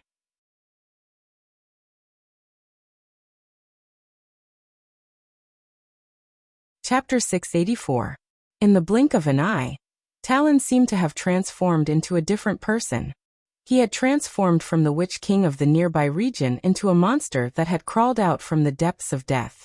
He was decaying yet indestructible, strange yet powerful. In a situation where curses were not effective, he chose to use the half-life, half-death technique to improve his close-range combat ability. Once transformed into the half-life, half-death technique, his body would become sturdy and his vitality would be hidden. He would no longer be afraid of ordinary attacks, and would gain immense strength. He would be able to move as if he was flying, and he would carry deadly poison with him. The only problem with this evil technique was that even if he dispelled it in time, there would be traces left behind. His body would be closer to that of a corpse and his condition would be closer to death. It was irreversible. If he used it too many times and exceeded the critical point, his vitality would gradually dissipate, and his body would slowly decay. He would pass away after 20 to 30 days of painful wailing. If not for the special circumstances, Talon wouldn't have considered using the half-life, half-death technique. But now he couldn't care less. Thump! He stomped on the ground with his heel, and no longer slid backward. He pounced madly at Lu Cheng. His green eyes flickered with fear. His hands were open but not open. He looked like he was grabbing but not grabbing. He looked twisted and ferocious. At the same time, the insects that had crawled out of the bodies of Ta Gu's wife and confidant swarmed toward Smith, Duane, Cheng and Jiandan, and the others like a tidal wave. They were full of flesh and blood. Their bodies swelled and were covered in a layer of violent and crazy light. They looked like unnatural products. Looking at the densely packed, strange and colorful snakes, insects and spiders, Smith couldn't help but shiver. His hair stood on end. He shot out spider silk with one hand and swung around with the help of the remaining trees. With the other hand, he weaved a net that covered the ground and stuck to the swarms of insects. He worked with his teammates to kill them. After 2 trips, he suddenly felt a chill on his neck. He felt something furry close to him. In that instant, Smith was scared out of his wits. He felt cold all over, as though he could see his horrifying and exaggerated death. I hope my spider body can resist the poison of these monsters. Just as this thought flashed through his mind, there was a whooshing sound, and the furry feeling disappeared. Out of instinct, Smith turned his head and looked over, only to see a weird spider with dense hair on its abdomen open. Green liquid flowed out of it, and it quickly fell down with broken threads. Then, thoughtless blade, Jiandan retracted her right hand and pushed it forward, shooting invisible vacuum knives at the tide of insects one after another. That spider copied my fighting style, flying and sneaking attacks. Fortunately, Jane discovered it in time. Smith's heart fell back to its original position, and for a moment, he forgot who was imitating the other. He gathered his spirit, raised his awareness, and flew back and forth to assist in the battle. Jiandan's invisible vacuum knife could not release dozens or even hundreds of them at once. In the face of countless insects, it was like pouring a cup of water on a burning cart of firewood. It was hardly effective, so she simply opened her tactical backpack, took out a grenade, and threw it forward. In such a situation, she did not need to aim. As long as the direction was correct, she could kill the snakes and insects one by one. On the other side, Duane expanded his muscles, turning into a 2-meter-tall giant. On his dark skin, cloud-like patterns danced with silvery white arcs. He held a flamethrower in his toy-like hand and aimed it at the swarming insect tide. Occasionally, it would be mixed with electric sparks, jumping continuously to paralyze the insects. As a soldier known for his strength, his tactical backpack was as tall as a person. It was filled with all kinds of weapons to deal with different situations. Shadow Hunter Chung An's supernatural ability was not suited for group attacks, so he could only wander around the edges, carrying a rocket launcher. From time to time, he would fire at the densest areas of spiders, snakes, and insects. Rumbling explosions sounded one after another. But even with their combined efforts and full firepower, the insect tide showed no signs of receding or thinning out. Some mutated insects even burrowed into the ground and attacked from the soles of their feet, forcing them to retreat as they fought. Talon's goal was to distract Lu Cheng by attacking his subordinates, so that he could take care of the weak and create an opportunity to escape. There was no information to indicate that Lu Cheng was a cold-hearted person. Bam! Talon pounced in front of Lu Cheng, reaching out with both hands. He looked like he was going to engage in a head-on melee. He believed that an enemy with a simple, violent, direct, and tough fighting style wouldn't reject such a development. When the time came, he could give Lu Cheng a surprise. If the surprise worked, and Lu Cheng was distracted by his subordinates, Talon would be able to retreat easily and even reap some benefits. Seeing that both parties were about to clash, Lu Cheng suddenly bent his back and dodged to the side. At the same time, he stirred up a strong gust of wind that dropped the surrounding heat by more than 10 degrees. Bam! Bam! Bam! As soon as Lu Cheng used his footwork, the area within a radius of dozens of meters was immediately filled with white fog and frost. Very soon, strong winds were blowing in all directions, and goose feathers were falling. A small snowstorm had started in the tropical jungle. Under the cover of the snowstorm, Lu Cheng's 3 flames circled around his opponent, appearing and disappearing from time to time. It made it difficult for Talon to pinpoint his exact location, let alone exchange punches and kicks. Ice second move, mesmerizing snow steps. Whoosh whoosh whoosh. The wind whistled and blew. The ground that had been plowed by the cannon fire lost its scorching heat and became cold and harsh. Insects and other creatures were temperamental animals. They could not adjust their body temperature by themselves. In such an environment, their blood was cooling and frosting. As representatives of temperamental animals, Smith and the others would only feel cold at most for a while, but it would not affect them much. Whoosh whoosh whoosh. As the cold wind invaded their bodies and snow accumulated, the smaller insects froze to death in batches. The rest retreated like a receding tide, leaving the ground. This gave Smith, Cheng-in, and the rest a chance to catch their breaths. Be it ice or fire, Lu Cheng could effectively counter insect swarm. The reason why he chose the former and not the inferno was because the latter would hurt his team members regardless of whether they were friend or foe. Seeing the situation, Talon realized that he had overreached himself. He shouldn't have done 2 things at the same time. The effects of one canceled out the other. The thought flashed through his mind. He took the opportunity to turn around and dash towards the edge of the snowstorm. It seemed like he was going to enter the forest and escape. Bam! The strong wind seemed to have slammed into a wall of air. A patch of white cracked open, and Lu Cheng leaped out, sticking close to Talon's back like gangrene. A crushing punch covered in purple flames landed heavily on his opponent's lumbar vertebrae. At this moment, Talon stopped abruptly, as though he had been prepared. His body seemed to have lost its bones or turned into a giant python. He twisted around forcefully and strangely, opened his palm and pressed it against Lu Cheng's fist. At the center of his palm, bumps protruded. Some were green, some were blue, some were red, some were black, some were stacked with different colors, and some were like poisonous fangs. His escape this time was to counterattack. And counterattack was to make it easier for him to escape. Lu Cheng's pupils shrank. He retracted his chi and blood and bent his knees. With this force concentration, he forcefully pulled back his right fist and didn't make contact with Talon's palm fangs. Talon wasn't disappointed. Instead, the green in his eyes intensified. He opened his mouth and spat out a cloud of grayish-white fog. The fog instantly condensed into a human head. Its face was blurry, but its eyes were filled with hatred. It opened its mouth and pounced at Lu Cheng with lightning speed. This was the surprise Talon had prepared. It was a secret technique of the Witch King lineage, Flying Head Barbarian. It was refined from a living person with strong emotional fluctuations. Finally, it would melt the opponent's head into the fog and store it within its body. Once it was spat out, it could kill the enemy remotely from a long distance. It could come and go like the wind, gather and disperse at will, and was immune to many types of attacks. Of course, flames, ice, and high-intensity light were its nemesis. That was why Talon hadn't used it from the start. He had waited until they were less than a meter apart. At this distance, no one could avoid the bite of the Flying Head Barbarian. Even if they didn't die, they would be severely injured. The moment the Flying Head Barbarian appeared, Lu Cheng happened to release his Danforce. Therefore, he shot backward and retreated quickly. However, the head formed from the fog was faster than him. In a breath's time, it had closed in.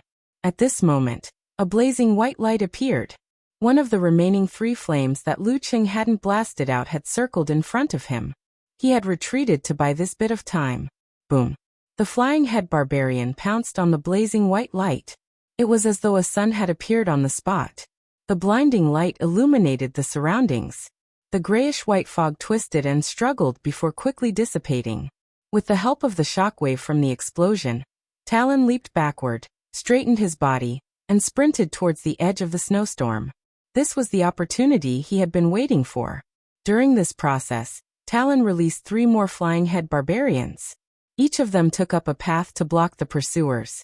The snowstorm quickly thinned out. The scene of trees and forests came into view. As soon as he stepped in, before he could rejoice, a low and dignified incantation suddenly sounded in his ears. Formation.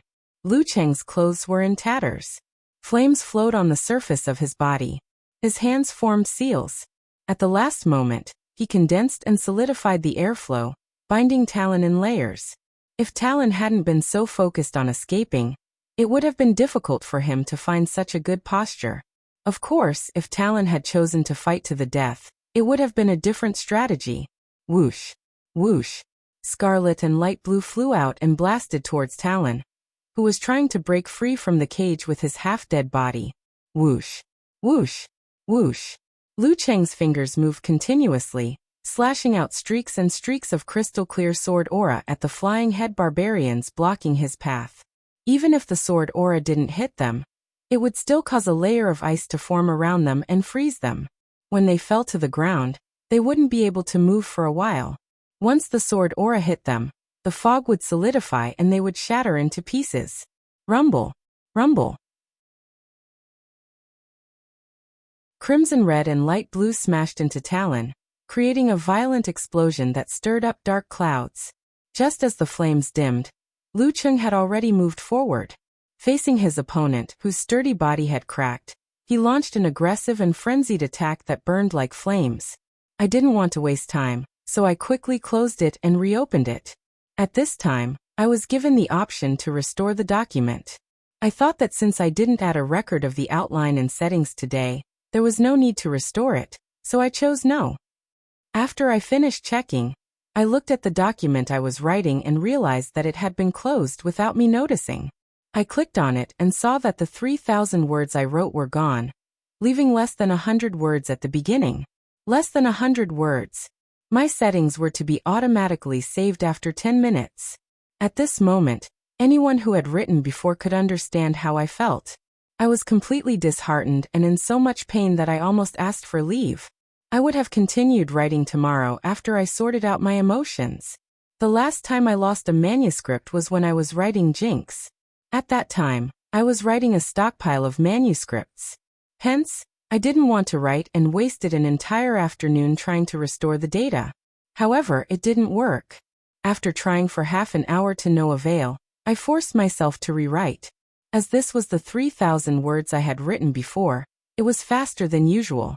I finally managed to finish it in time. However, I couldn't write the remaining chapter today as the doctor had asked me to sleep at 10. I owe him 1 chapter. Including the one I promised last month, there are 3 chapters in total. You're tuning in to the Li Mei's Sword of Destiny YouTube channel. We're so grateful for your support, and don't forget to subscribe to join us on this incredible journey through captivating stories. Your generosity through donations truly makes a world of difference, as it's the primary source of revenue that allows me to expand and enhance this channel for you. Thank you from the bottom of my heart for being a part of this adventure.